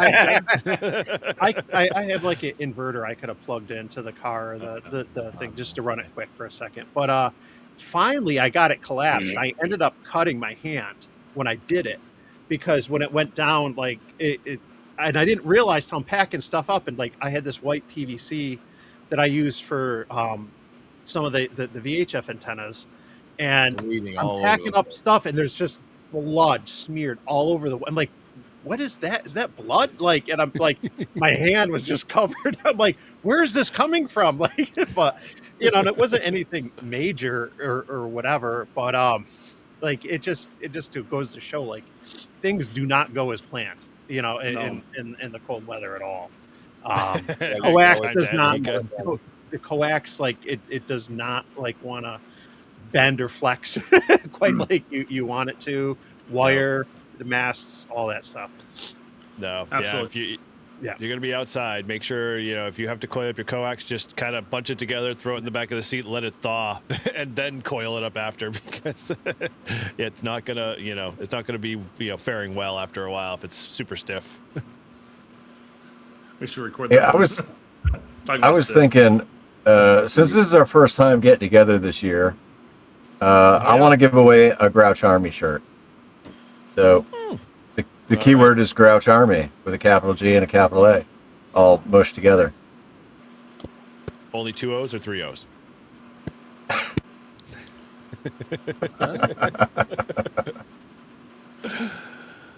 All right, well, you heard them, folks. Grouch Army, capital G, capital A, because you had to be difficult. Yeah, he did. It's really not. Like, I mean, there's no pound sign. It's just Grouch Army. Obviously, nobody wants your T-shirt. That's all right. Oh, there's 2. Okay. That's 2. Radio waves on my channel. There we go. Very cool. All right. Well, anything else that we want to kind of segue to? I mean, obviously, pink coax kind of came up. Any other side, wearing other clothing, Mike? No optional clothing. Sorry. Okay. I do want to make a comment on your brew and activate from this morning. You were talking my about coax one. Well, you were talking about different coaxes, and there's a bunch out there that I deal with all the time. The most the one I use the most is LMR 400, and we use the hard jacket LMR 400. And I tell you what, that stuff is terrible when it's cold. It will not. It will not bend. It will not go to where you want. You've got to zip dye the daylights out of it. But I did play with some Belden 9913 the other day, and it was cold outside, and it was very, very flexible, very, very pliable, even cold out. And I was actually kind of amazed at how flexible it was. The other one is there's 2 different versions of LMR 600.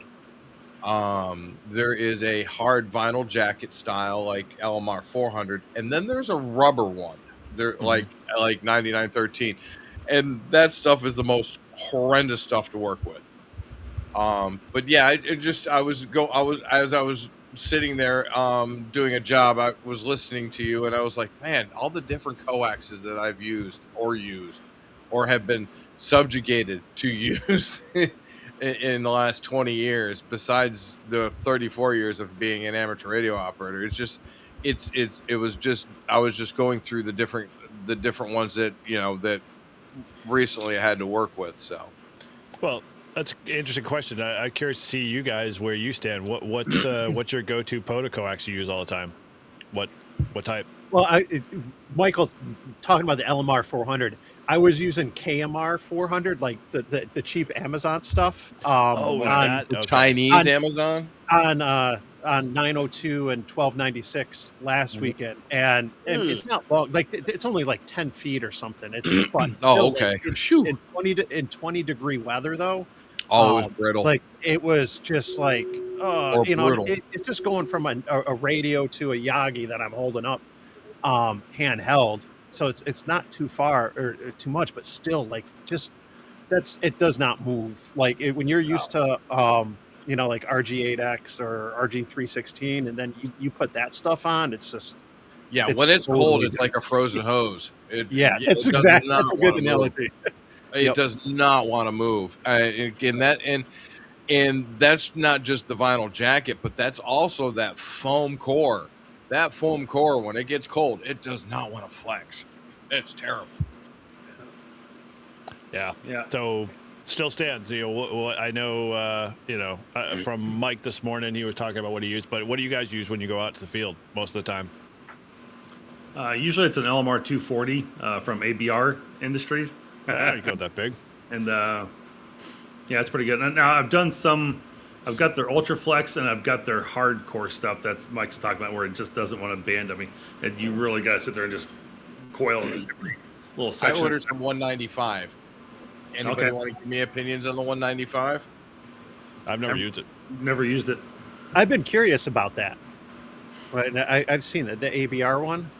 Yeah. What's the point of 195? Is it thinner? Or... Yeah, it should be a little bit thinner and lighter because they're 240s, the RG8X equivalent, right, Yeah. Marvin? Yes, it is exactly. Yeah, and so they have. this- I use their 316. The 316 is pretty good too.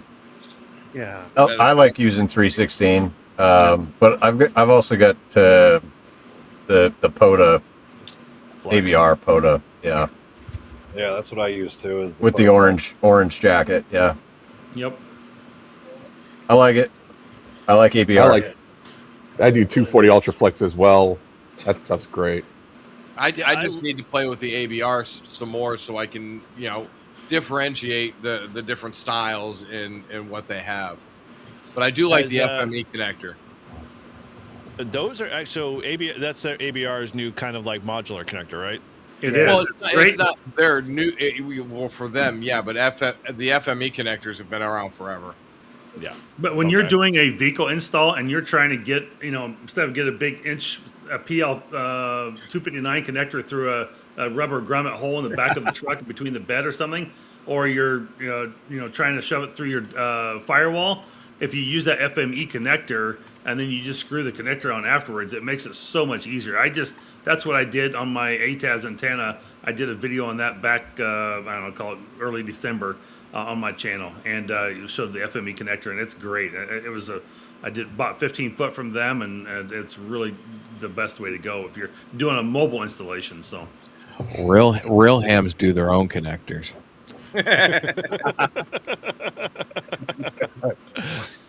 They don't cheat. Yeah. Okay. How many have gotten a typical VHF UH antenna with one of those same connectors, and it's like, this is going to be a piece of cake to wire through most of it. Yep. No, cut. Yeah. Has anybody? I'm curious because I've had my POTA ABR POTA sheath, orange coax for a while. Have you guys started to see the outer jacket, like the one that they cover the coax in, start to fray at all? Yep, mine is. Well, isn't it just a heat shrink? No. It's like a plastic loom. Yeah. Oh, okay. Yeah, which I was bummed at when I got it. I was like, oh man, this isn't like color code. It would be awesome if it was like the Messi and Poloni, where it's actually color. The coax is colored, but you pay a premium for that as well as the name. But Indeed. I'm just finding it's starting to fray at the ends, especially more towards the coax connectors, where you get more flex out of the wire than you do middle of the wire. Put some tape on it. I do fine, but I'm just saying I paid a lot for this. I want it to be pristine. As much as we drag them through the dirt, wrap them around trees, and do stupid stuff to them, take them out in sub 17-degree wind chill weather, yeah, they're gonna take some abuse. So, just ask them for some new wrap. So here's my last question: how many of you guys actually swap out your coax every couple of years? Nope. Dude, I got 3 years on my POTA Flex right now. I will sweep it, and if it sweeps like crap, it gets cut up and thrown out. Yeah, see, that's kind of my take on it, and because I abuse a lot of my cable a lot, it goes in my, it's very tight POTA bag for antennas, and it gets, a little squished, and so I'm always stepping on it too, because I can't avoid it for some reason. It's just like a magnet. So I'm always curious to see, whether or not it's actually in decent condition for years. I've had my original RG8X that I picked up from Ham Radio Outlet, and now it's getting to the point the connectors are starting to, the rubber, insulation and stuff like that around the connectors are starting to just, kind of peel back, and I'm just like, all right, this is time to replace it. So, and that was only 4 years, but I'm just curious to see what you guys do, because everybody's a little different. Coax is like the redheaded stepchild, right? The first coax I got was a 40-foot length of the 240 from ABR, And I finally, I think it was later in the fall, I took that out of service because I'd had a couple incidents with it and I could never tell if it was something with the antenna or the coax. And I should probably figure out like if I can check it with a nano VNA or something but I had too many instances where I'd set it up with the antenna and I wasn't hearing anything or I couldn't tune anything. And then it was kind of like Matt, when we had the bad coax when we were making the random wire back in the camp. Yeah, like nothing. And then I swap out the coax and then it works was like, fine. here guys, here's some coax. Yeah. And that was the first length I got. And I know I beat the crap out of it. I was a new ham. I didn't know how to take care of things well back then either. So it could have been something that I did, or maybe it's just, it's past its time. I don't know, but well, when I lived out in Arizona and I had my dipole up, what is it, the G5RV? I had the big G5RV set up off the top of a roof on a mast and then out, and the coax laid on the ground. And one day I was walking along, I was just checking the coax, and the pack rats were eating the vinyl on the LMR 400 all up and down the coax. And I'm like, wow. Yeah, but the coax never gave me any issues, which was weird. They didn't eat the copper. They stopped at the copper, probably because I zapped them one too many times. Little barbecue cooking. Holy seven. Can you test coax with a nano VNA? Yep. Yeah, you can. Right?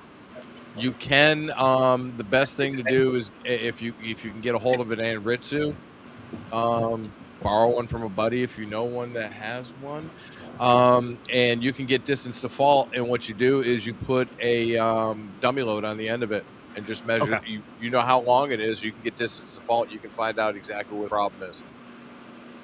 Yeah, we do that with Ethernet cables too. Find out where it broke. Yep.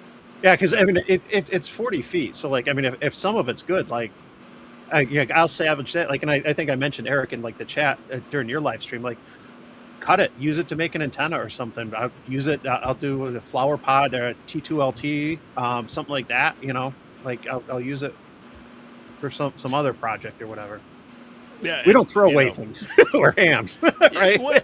Well, coax, I mean, like you said it, Mike. I mean, coax is not one of those things like you just throw the baby out with the bathwater. You just figure out where your break is or where it's starting to deteriorate, chop it off, and make it 10 feet instead of 25 feet or 15 feet or whatever, and just reuse it.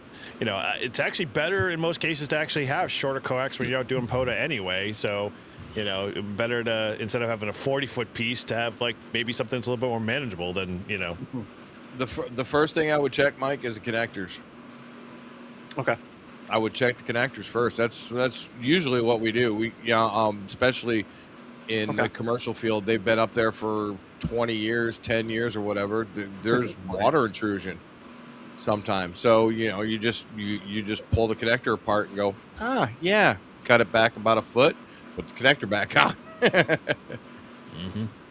So it's never really the connector; it's just the connector letting water in. Yeah. Yeah. Well, no, it's the idiot who tried to not correctly weather seal the stupid connector. Only have to go back like 6 inches, right? Just 6. Just the tip, sir. Just the tip. It was coming. You measure from the top or the bottom.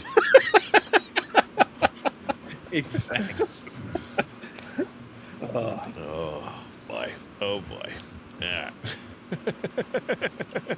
I don't know. Sorry man. to drag us down there. Yeah, it's only we're way past 30 minutes, so we're fine. Oh, that's Real funny. quick, Oh, WA2BH in the comments says, having replaced my coax every so many years, something that's real expensive, I was expecting to do, I would have purchased something a little less expensive. I think coax, in my opinion, makes a lot of difference, and I mean, yeah, you can get by with some of the more cheaper stuff, but quality coax is what's carrying your signal out to your antenna. And if you buy like the ABR Industries, they're saying it should last like 10 years. So yeah, the LMR that I have, I've been running for 12 years, 13 years, and I always inspect the connectors. If it looks bad, I cut it off, put a new connector on.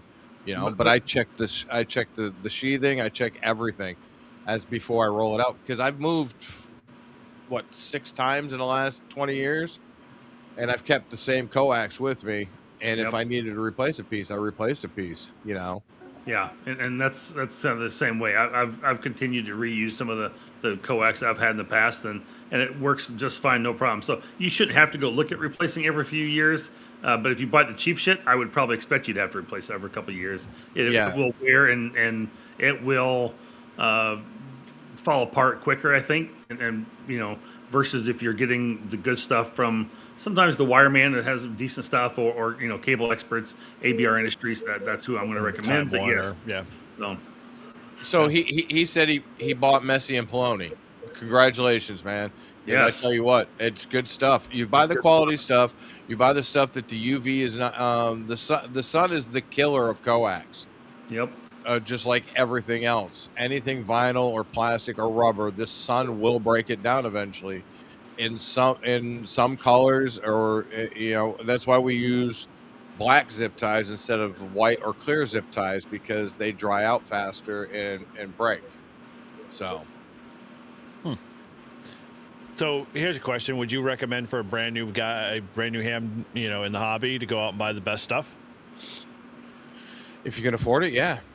Yeah, I absolutely. So I think it's well worth it in the end. I mean, it will last longer, and I think you will save money, and you'll find that you'll have better luck with your system overall by having a better quality coax. If you buy cheap, it's kind of like you buy a cheap antenna, you're going to have bad results, But you buy a good quality coax. It's what's carrying your signal. It's what's going to be more stable. I think it's going to make a big difference. I mean, if I'd bought some really cheap shit for my remote site in Wisconsin, I guarantee I'd be replacing in a couple of years. But I bought ABR Industries, and I fully believe it's got 10-year, lifespan to it. So I'll be fine for a while. As long as you keep it off the ground and keep the critters from eating it. It's in a 3-inch tube, so going from all the way. Well, so let me ask a question, though.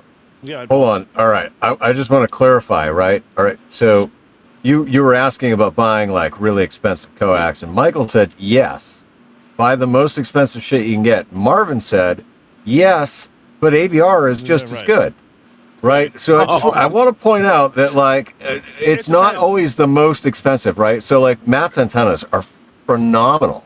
Right? But Matt doesn't sell the most expensive antennas. No. Right? No, but his are the best. Hey Matt, I feel like you're missing out on an opportunity here, but anyway.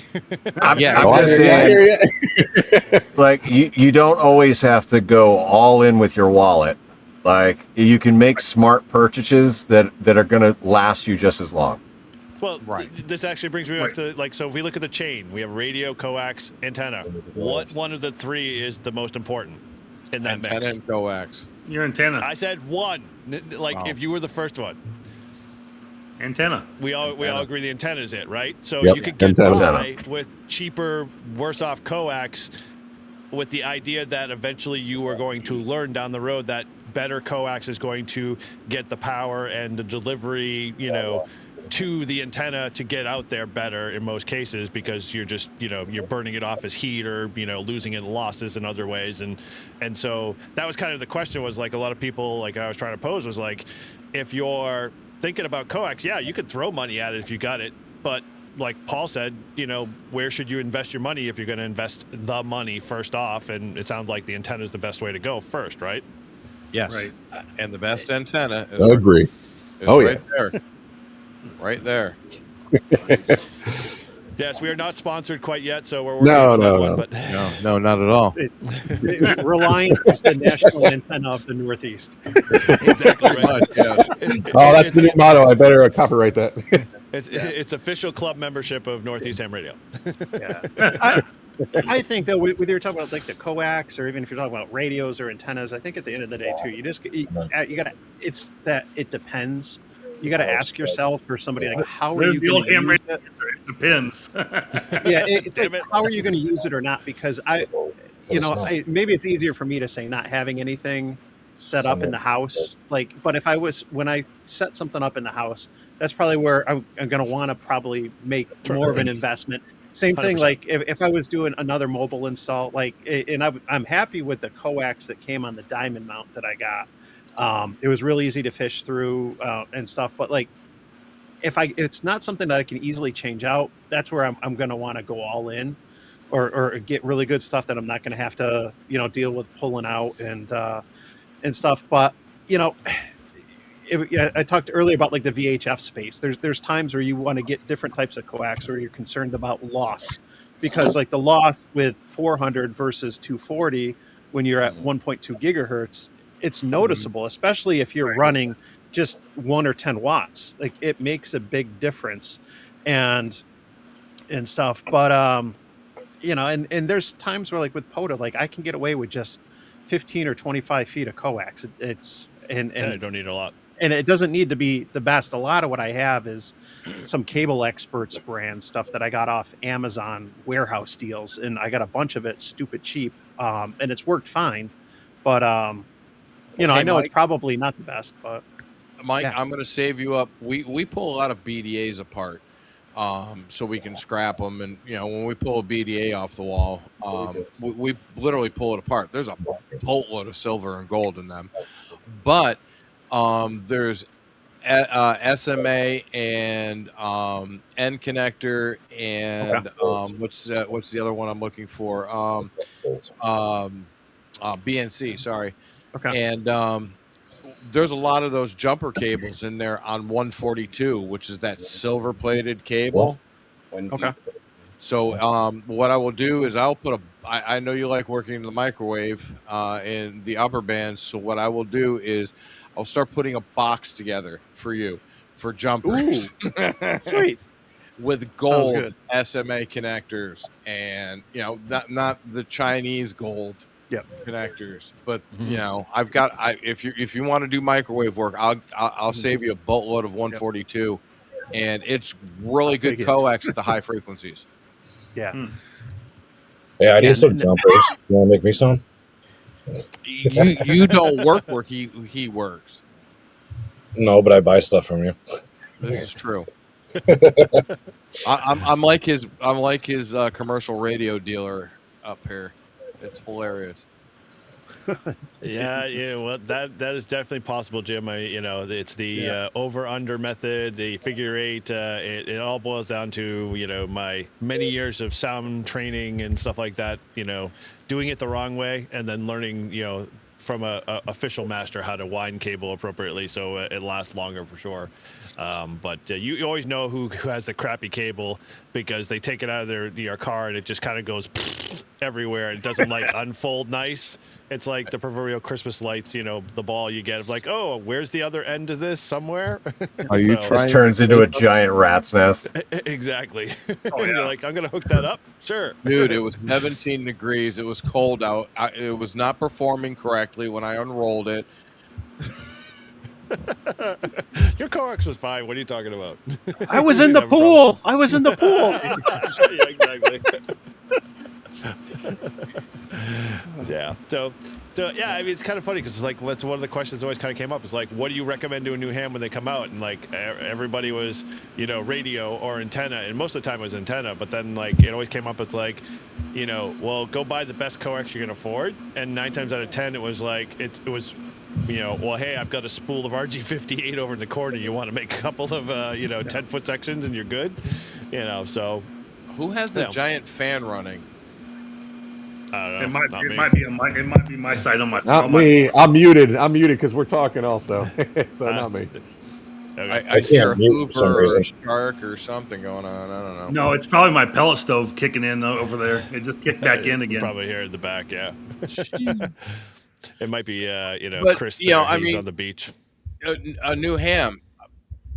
RG58 works great. And you got a halfway decent antenna, some RG58, foam or plastic, your choice. But I mean, that's what I started with, before I started learning. I mean, it's just, if you could afford it, figure out what you want. Yep. By the way. Yeah, and like the RG58 is a little bit lighter than the RG8X, and so I have some cheap 58 stuff with BNCs from Amazon, and I'll use that a lot of times QRP, but I'm using it when I'm using a center fed or off center fed dipole, and so I don't want to put that much strain on the mast. You know, and if the 58's a little bit lighter, and I've tested it. I actually did a video where you could see how things dangle, and it's Watch you know, out. it makes a difference. So A little left or a little right?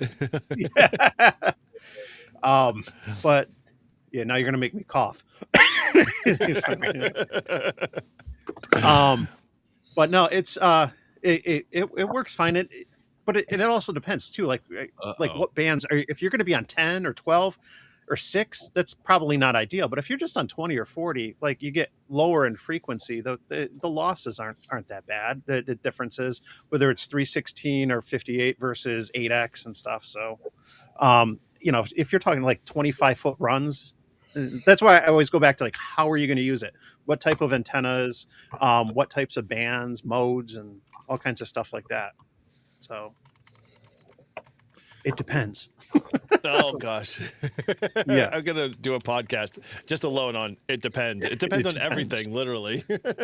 I wear Depend now that I'm 60. It should be a drinking game. Like anytime one of us says it depends, like you have to take a drink. Yeah, my internet for a while with Comcast was starting to be so bad that in the live stream, people at like 10 o'clock in the morning were like, hey, we're going to turn this into a drinking game to see how many times Eric drops off. And then I fixed it. And, you know, people are just like, oh, man, I was enjoying that. I was like, sorry. Did you use one of Tortoise's purple jumpers? No. Mine was rainbow colored. I'm good.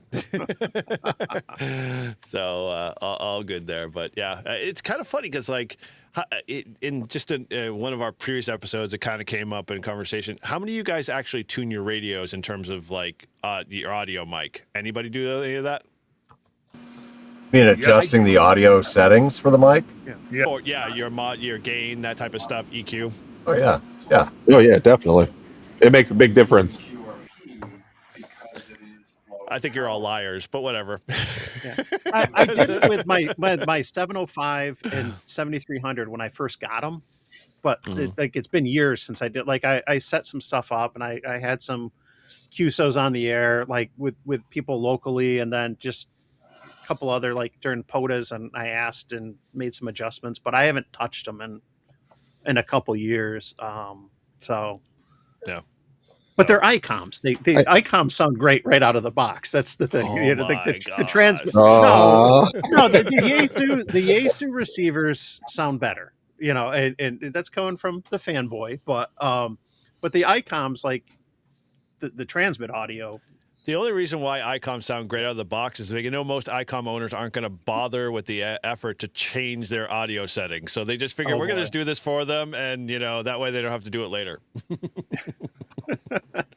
You're just lazy, I think is the term.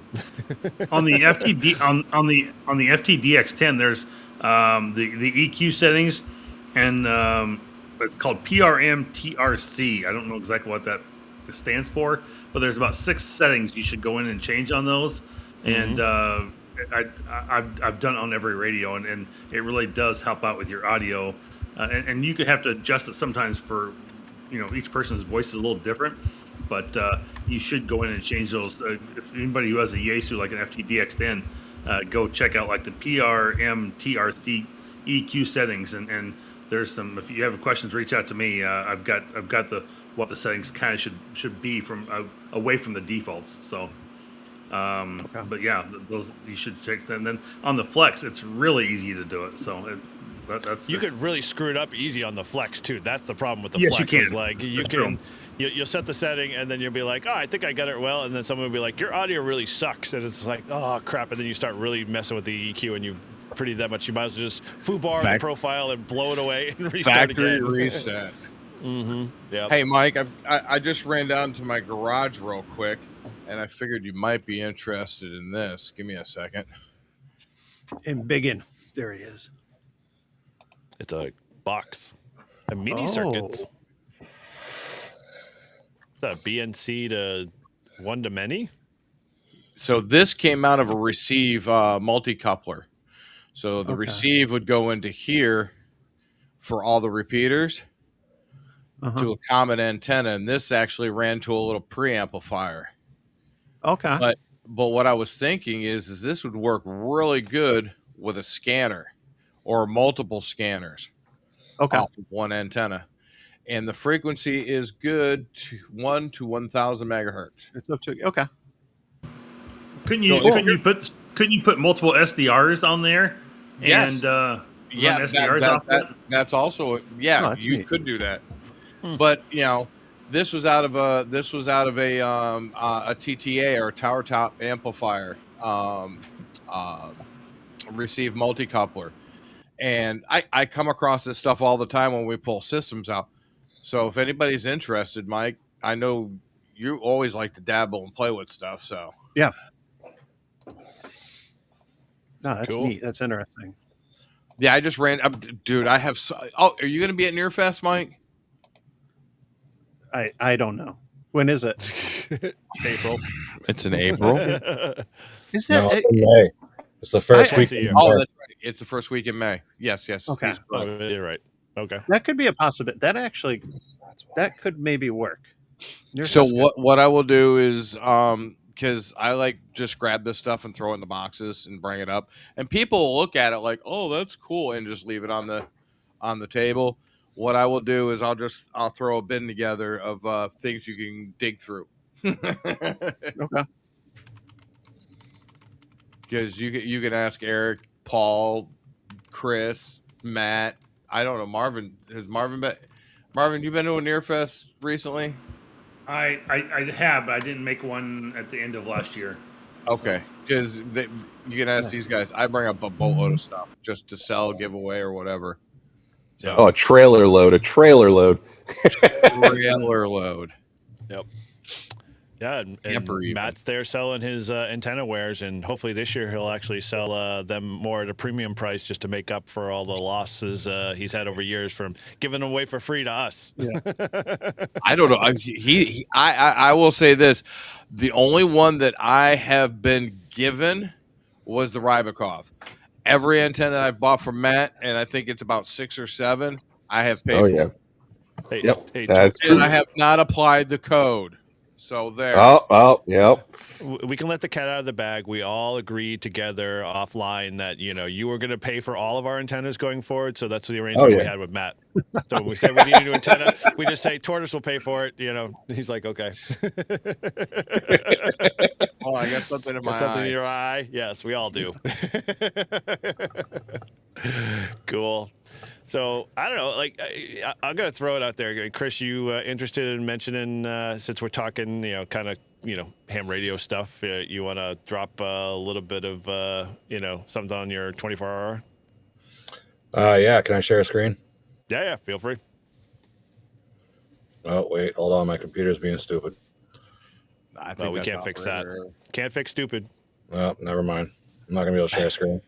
So, yeah, 24-hour POTA is going to be April 25th and 26th at Shawnee Crowell State Forest, and everybody's invited. It's going to be a fun time. The camping is actually free because they're technically not open. So they're going to be offering campsites for free to anybody that wants them. There's going to be a pavilion with power, I've been told, and the bathrooms will be open and running water. So Nice. Should be fun. I plan on being there Friday before to set up. And me and Parker still have to go by and finalize the exact spot, but I'm pretty sure the pavilion is going to be where it's at. We're going to be doing T-shirts. I did find a place to do T-shirts around me that are actually reasonably priced. So I just got to set up something for that and go from there. Cool. He's got Shannon as the POTA mermaid. Do you want me to share your image there, Chris? Yeah, That's not. yeah. That's Do not you have to scale. the updated one? Yeah. Oh, I don't know how updated it is. It probably is the one then. This is the one on Discord. Yeah. That's what I was trying to share, but my computer's being stupid. So Okay. You got to swap out and put in one of the purple Cat 6 jumpers. Got to stick it in the hole. Try the whatever pink. direction it goes in, it doesn't go the opposite way. There we go. Gonna finally share it out. Dude, Yep, nice there shirt. you go. That's cool. So that's That going is to be an on awesome the back. design. So it's, There's Shannon. She did Yeah, not post it's for that. Shannon. Let's just put that out front. No. She That wore was the the first mermaid thing I thought costume. of. I was like, what? Yeah, so those that might be going like, oh, the Live Free and Ham guys are doing 24-hour POTA. No, we're not doing a 24-hour POTA. Chris has decided to do this for the Cape side. Totally awesome to see, or I would love to see more people do 24-hour POTAs and just, have fun with it. So maybe this will be like the 24-hour POTA thing worldwide. It'd be kind of cool one day to see that. But, if you want to do one yourself and you want to figure out how to do it, talk to Chris, talk to me, we'll help you out and show you what you need to do. But yeah, I'm glad he's doing one for the Cape. I will be there and I won't be doing anything except playing radio, drinking, and having fun. I can't kill it. Yeah, well, I'll kick you out. yeah, so it should be a good time. So It's a BYOF. As of right now, yes, it's still bring your own food. I'm still trying to set up something. I do have a place I can get pizzas for one day. It was lunch. But other than that, everybody is closed down here. So Yeah, Yes. it's a Cape. Well, I mean, So- we can all have like a food chip in, and yeah, Market Basket's right down the street from there. So yeah, you can literally do whatever and just have a huge Seafood cookout. boil. Yeah. I'm game for that. Torty, you and I are bunking up together. as long as I get small spoon, Okay, fine. And I got the purple cable. you can have all the purple cable you want. Cool. Well, if you are in the New England area, or even you're Northeast, and you want to go do something as cool as a 24-hour POTA, go do it with Chris and hang out with those guys. Because I get the luxury of going down there every couple of months to go see my dad, but I always hang out with those guys and repeat or talk to Chris all the time. So great group of guys. What I will do is I will share the Discord. Hold on, and I'll share my Discord invite. And if anybody wants to come to the server, I'll throw it in the chat right now. And that's where the information will be posted. It's under Cape Cod 24-hour POTA. So if anybody wants to jump onto the Discord, it's coming up in the chat. Cool. Nice. There it goes. And Brent everybody. says he's wanted to try one. Oh, yeah. All right. Turn Yeah, that dude. off. Yeah, let me know if you need help planning it or whatever. We're glad to share the knowledge and pass it on because it's just a real cool idea and great way to get a bunch of guys together and, not be a winter field day or summer field day or, some, other day kind of thing and just have fun and, play some radio. Well, we're gonna try out the operating tent that I got. Oh, cool. I want to pre-trial it before New Hampshire. So, that's just getting it set up. And 80 and 160, what is it? Dude, if you want to come out to Cape Cod, Massachusetts, all Midwesterners are welcome, Mr. Bobkoff. 100%. Always. I am not paying for your flight, though. Oh, you don't have to worry about that with Bob. He'll pay for your flight and he'll fly you out to his house and you both can fly back to Mass. Oh, that's how good Bob is. yeah, come out and play, man. You can play on the radio all you want. Very cool. You can join for as little as $3 a month. It's not a big expense. That's a Live Free and Ham message. I just lost. I still haven't activated Massachusetts, so I'll see. What? I'll see if it works. So I know. Wow. I even drove through New York to activate New York on purpose. And Mike, why? We're gonna have to meet like you, Izzo, and Paul's gonna have to be up in this area, but myself, we'll have to meet at that major park that kind of spans like 3 states or 4 states. What is it? I can't remember. Yeah, the one that Izzo was talking about. Yeah. That'd be kind of cool to activate. There's one it's like on the lower part of Mass. It goes right through Mass, the Connecticut River Valley, through I don't think it goes through Rhode Island, but it goes into New York too as well, and it's pretty huge. It's got it's like 4 or 5 parks. Oh all yeah, at we're once. definitely doing that. I was going to say, to Conic Ridge Parkway, you can get New York, Mass, and Vermont. Yeah, Yep. that's a long that drive. one.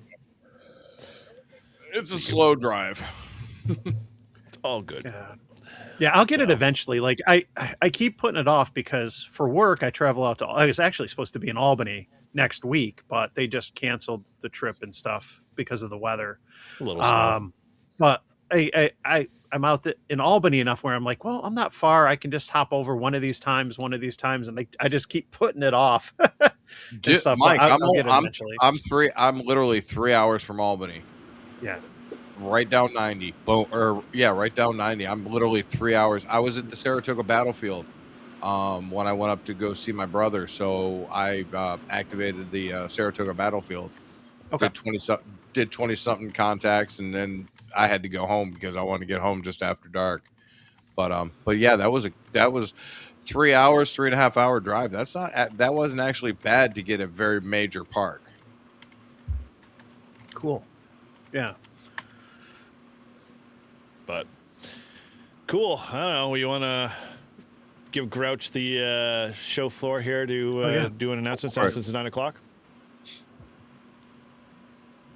Grouch. Prep and Paul is the winner. Grouch.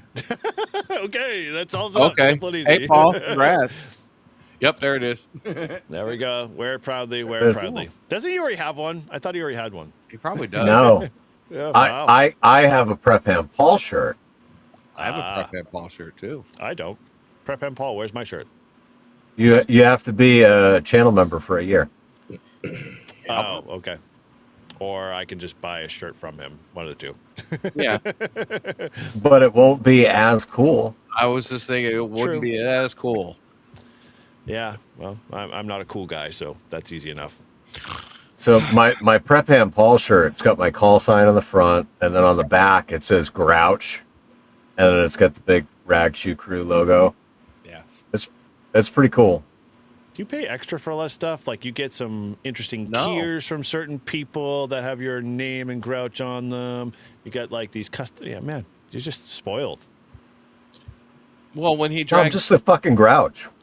yeah, when he drags his sorry carcass up here, I got a pair of socks for him because I figured out I'm not mailing him down to Florida. He's just gonna have to come and get him. I'll be back up there. Grouchy. They give it to whoever can spend the most time pissed off for absolutely no reason. Yes. Yeah, I'll be back up in New Hampshire in the fall after Huntsville. Sweet. Oh, speaking of Huntsville, Eric, are we still driving down or not? No, I'm out. Oh. I got too much work. Sadly, I wish I could just tell them to go pound sand, but they pay the bills now, so no. I would prefer to play ham radio all day, every day, but they don't pay the bills yet. So if you want to help support pay those bills, please donate to N1JUR. Shameless plug. All right, well, do we want to put a little bow on this since it sounds like, we're dwindling down in the hours here? We are. Okay. Well, let's go a little around the horn here. We'll start with Chris there. Tell them a little about your channel, what's going on, or, any last words? Nothing really going on with the channel right now. It's I haven't really had any time. I've been out plowing and sanding. So You should just flip the camera on and record your plows and just Yeah, we'll do a vlog exactly. from the plow truck. And the all the idiots idiots in that your park in way. front of me. So Yeah. yeah, it's Dude. great down here. It is a popular thing on my freaking Instagram all the time. I don't do any plowing. I don't do any shoveling whatsoever. And I see more plow videos and more people, memes on that. It's like, how do I get that? And the last one I saw was a guy with a front loader and he was playing, floor hockey with a shopping cart in the parking lot while he was plowing. I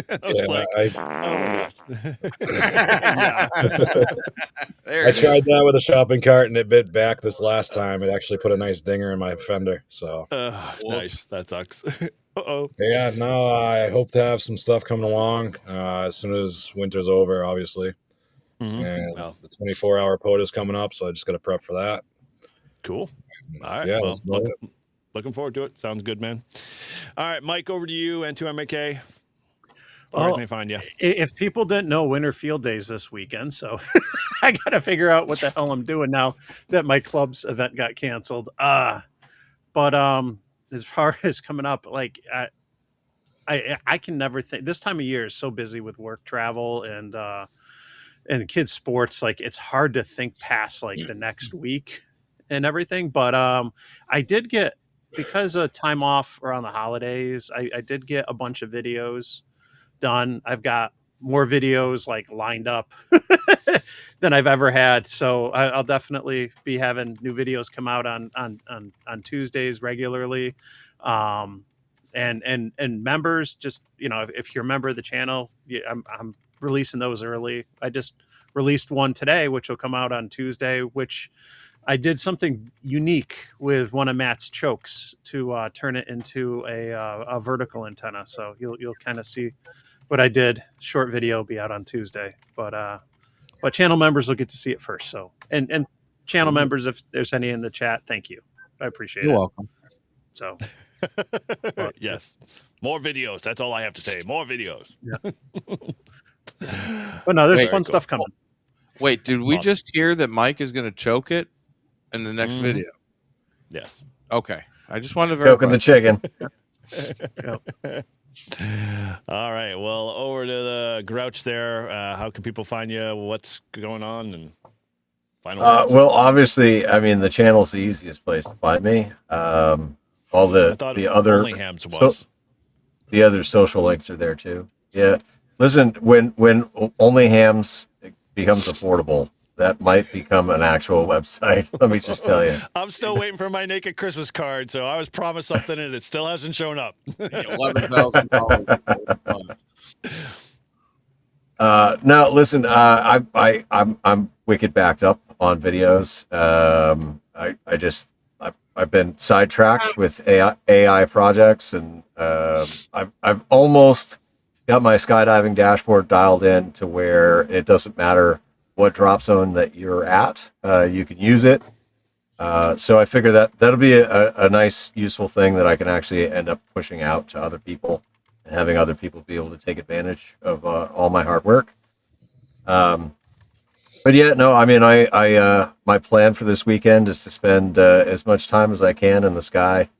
I'm currently at 69 jumps. I've got 15 left in the books.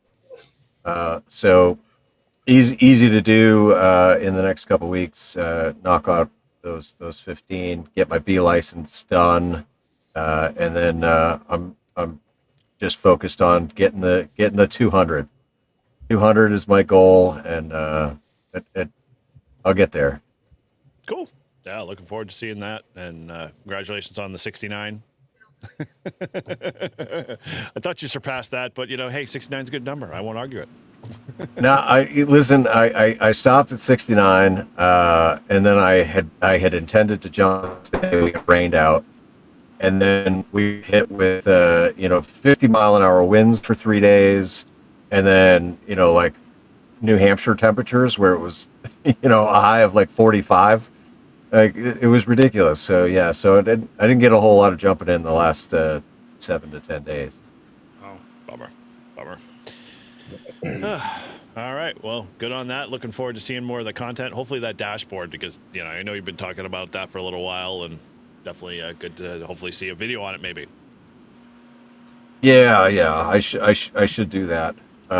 Not so much in the how I made it, because just share it. God awful, but yeah, just hey, here's what it is, here's how it works, and it's pretty neat. I got a drop down menu list with all the drop zones globally that I could slurp into this feed, and then when you select the drop zone, it automatically geocodes to that location, and it updates the winds aloft, it updates the actual radar and everything right there. So it's pretty cool. Although it'd be really cool to see in the B-roll cuts you cursing every 5 minutes when you were actually trying to build all that stuff. It'd be F this and dropping the bombs, and then you get back to the regular scene, and then 5 seconds later you're cursing again. So just a thought.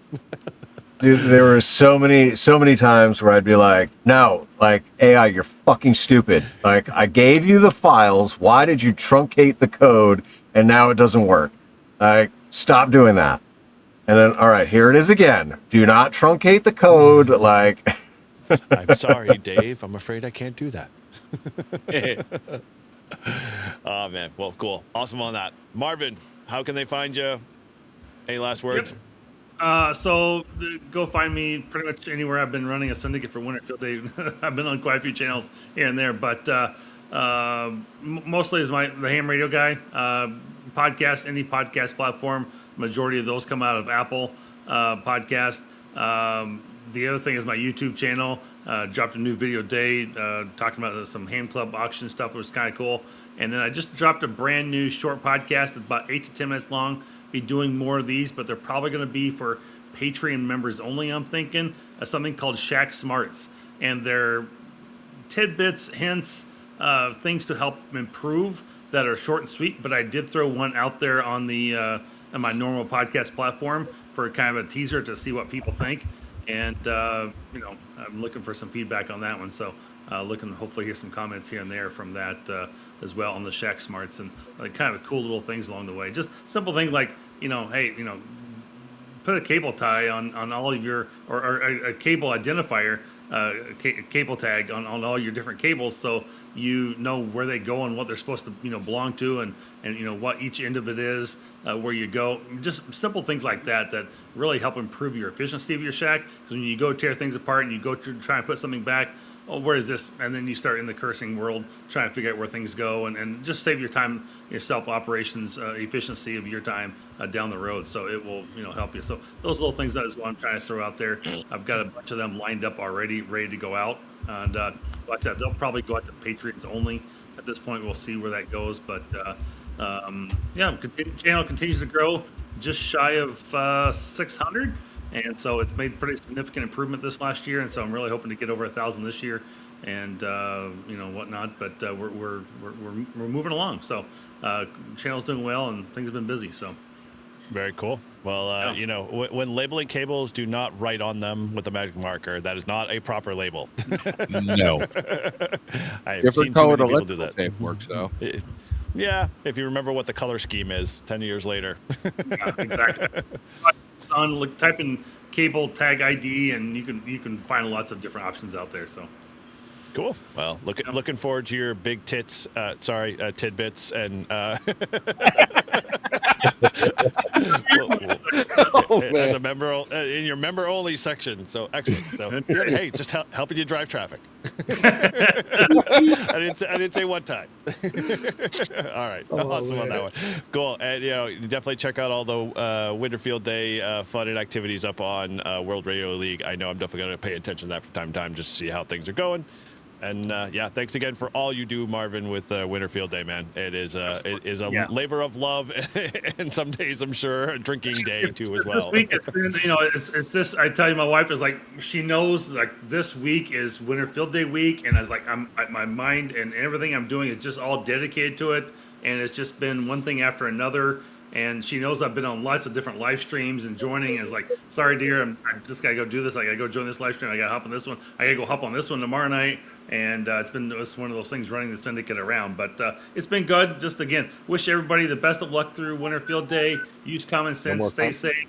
And hope that you guys have the best Winterfield Day ever. But and we hope to have a good one as well, and to see the numbers come in and the number of QSOs, the people working, and hope to hear the bands are looking to be good at this point.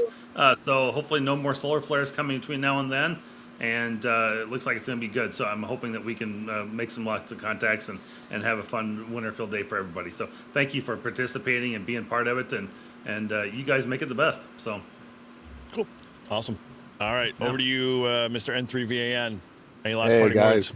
words? Last parting words. See you when we thaw out in the summer.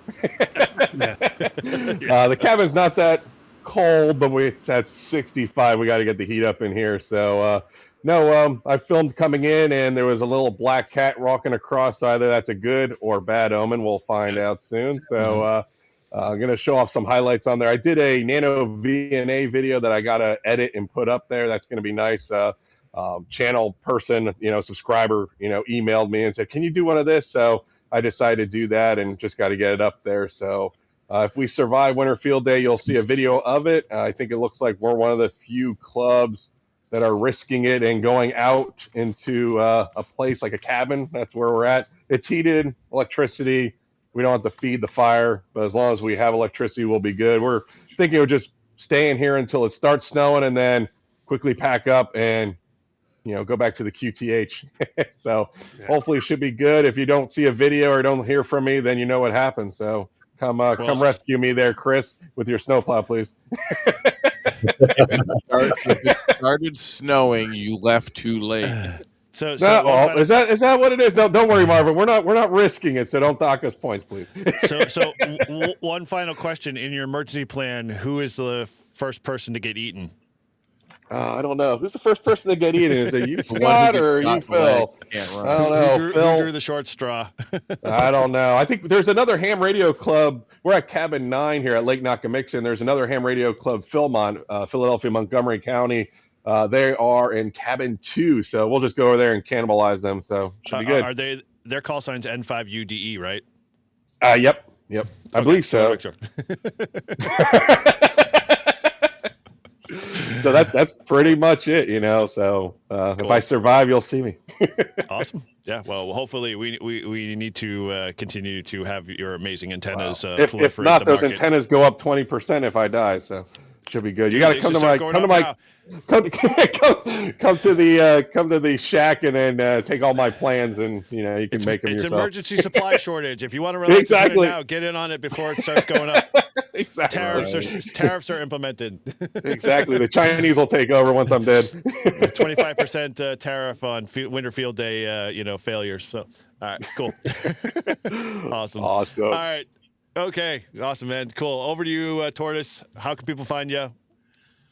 I didn't know I was lost. Oh, fine. Okay. Last parting words. I mean, I didn't know I was dying. Is your next statement? Oh no, I didn't. Not all lost. Not all who wander are lost. Is that Dude, we practiced this offline. Come on. We practice what? Exactly. Come on. Exactly. So, hey, just gonna be hanging out on the Discord. You can find me, find my YouTube channel, Tortoise Overland. I think I'm gonna do a nice little winter field day, just for grins and giggles. I just thought about this. I might actually do a little video of me playing in the snow, and see if we can make some contacts for Winter Field Day on Sunday, depending on how bad it snows. Please be safe. Please make sure if you're prepping now, you're prepping too late. Just make sure that you have contact numbers for everybody in the families, and your friends. If you need help, ask for it. Don't feel ashamed, because it's going to be a crappy storm this weekend, and especially in New England and from South Carolina north, it's going to be frigid for like at least the next 2 weeks.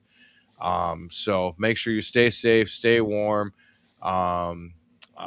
Check on your buddies, check on your friends, make sure everybody's good to go, and help out where you can. I hope everybody has an excellent rest of their weekend, and have fun this Winter Field Day, man. And thanks to Mr. Marvin for changing my designation for Winter Field Day. I appreciate it. On the fly there. Favoritism. There's no favoritism. Marvin doesn't like you. Like he loves you. He doesn't love me. Shame. I thought he was mad at you for Ham Shack TV, man. Friggin' physics suck. There we go. The warning. Anyway, all right. So other than that, spay and neuter your pets, right? You're gonna add that in there. I was gonna say you're gonna add in. You're gonna need to spay and neuter your pets too as well. Spay and neuter your pets. Thank you. All right. Okay, well, I'm N1JUR. I'm going to say just a couple of brief things. So we've got International Women's Day, POTA Power kind of crew on in March. Is it March? Yeah, close to March. March 6th, March I think is 6th. the date. March 6th, yes. We are going to have a freaking huge lineup of YLs all hanging out with us, showing us how it's all done when it comes to POTA and radio and just ham in general. So that's going to be over in Live Free and Ham, and that's going to be a blast. And I think we keep adding to the list as it grows. If you're interested, you can always head over to livefreeandham.com/shop, because Shannon has created a phenomenal shirt that's like on fire. So if you're a lady and you want to get a cool POTA Power a shirt, check that out. It's over there on our shop, and everything goes to obviously helping International Women's Day and the POTA event that Shannon does every year tirelessly. So just a shameless plug there. But for me, I'll just keep doing some of the channel stuff. I got some real cool videos coming up. And you can always find me every Friday morning with Shannon on Brew and Activate. We do everything and anything related to POTA. And some really cool stuff. So I'd love to have you come over there and hang out with us on Friday mornings at 10 o'clock Eastern Standard Time. And so with that, it's a great show when Shannon's there. It's always a great show. I will not disagree with that. Trust me, the level of everything goes up by 20-30%. Nobody goes to see you, Eric. Dude, I have not ever said I was the reason why. I could prove it looking at the Stats Today show, and when Shannon's usually on, it's night and day. So I will be the first to admit it. It's everyone's there not for me, but they're just here to hear the talking head, and Shannon does all the the amazing stuff. So, but I couldn't do it without her, so I appreciate all of that help, and we can go from there. Maybe everybody needs to convince her otherwise. She refuses to kind of take the reins a little bit, because I'm trying to get her maybe to do a show or two. She's kind of been reluctant. I don't see that. I see her actually taking the reins during the show. She has said to me offline, and I don't mean if she's in the chat here, but she said, I don't know if I'm ready to do a topic. She kind of buttered you do topics so better, and I don't like whiteboards. And I'm like, well, you don't have to use the whiteboard. You can just talk. So hey, let us know over the Discord. Head over to Live Free and Ham Discord and tell us that you want Shannon to do a show, and maybe give her a topic so she doesn't have to sit there and guess. So either way, all good stuff. But as I see some of the links flying by already, you can reach all of us here at Northeast Ham Radio. This is not one channel. You aren't going to find us, tied to one channel. We're all independent channels. We're all here just to hang out and support each other. And so, in ham radio in the Northeast here, as simple as that. So if you enjoyed what's going on, check everybody's channel out. Subscribe to everybody. Support us as you see fit, and we appreciate everybody who's been in the chat today. It was quite busy.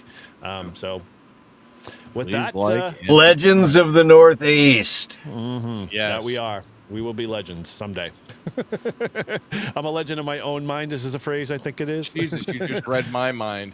I'm trying, man. Trying. We're thinking, man. We're thinking. One last time, Mike. Come on, let's go.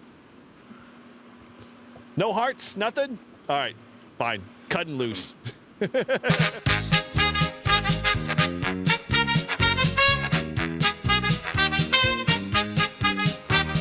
the back roads of New Hampshire, rain or shine, he's calling CQ with that mobile line. Eric's got his 891 and 8 test tight. He's chasing them parks from morning to night. We're calling CQ, come join the ride. From salty shores to mountain highs, a motley crew with wire and drive, tossing antennas in trees to feel alive. Once a month we light up the stream. It's Northeast Ham Radio, living the dream.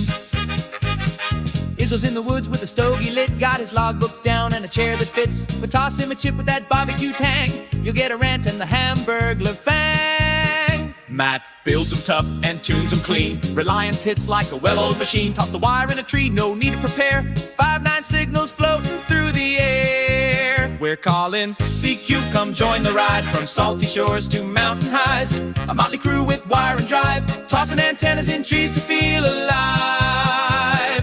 Once a month we light up the stream. It's Northeast Ham Radio, living the dream.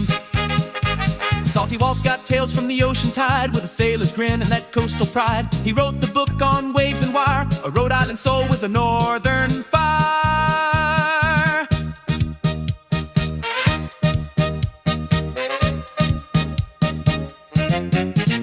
If it's broke, Rob's the guy to call. He'll tear it down and rebuild it all with a scope, a smile, and zero fear. He's the reason half our rigs still cheer.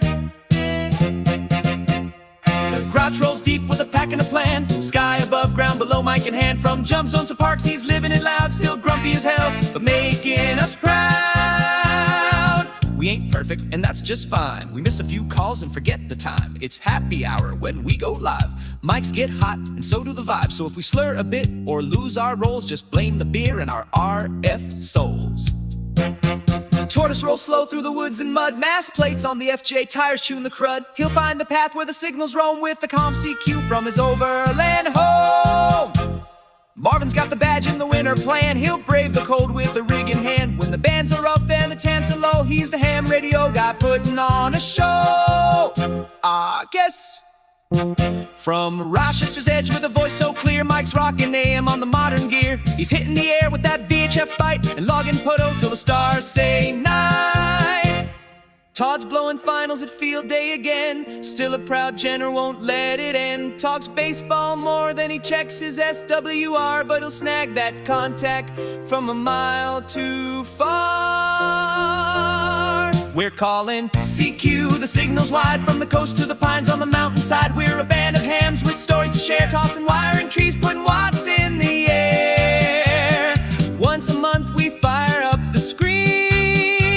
It's Northeast Ham Radio, where legends convene. To antennas and trees and friends on the air. For signals we chase and the stories we share. We laugh, we learn, sometimes we swear, but every month, you know we'll be there. This is Northeast Ham Radio. Pull up a chair.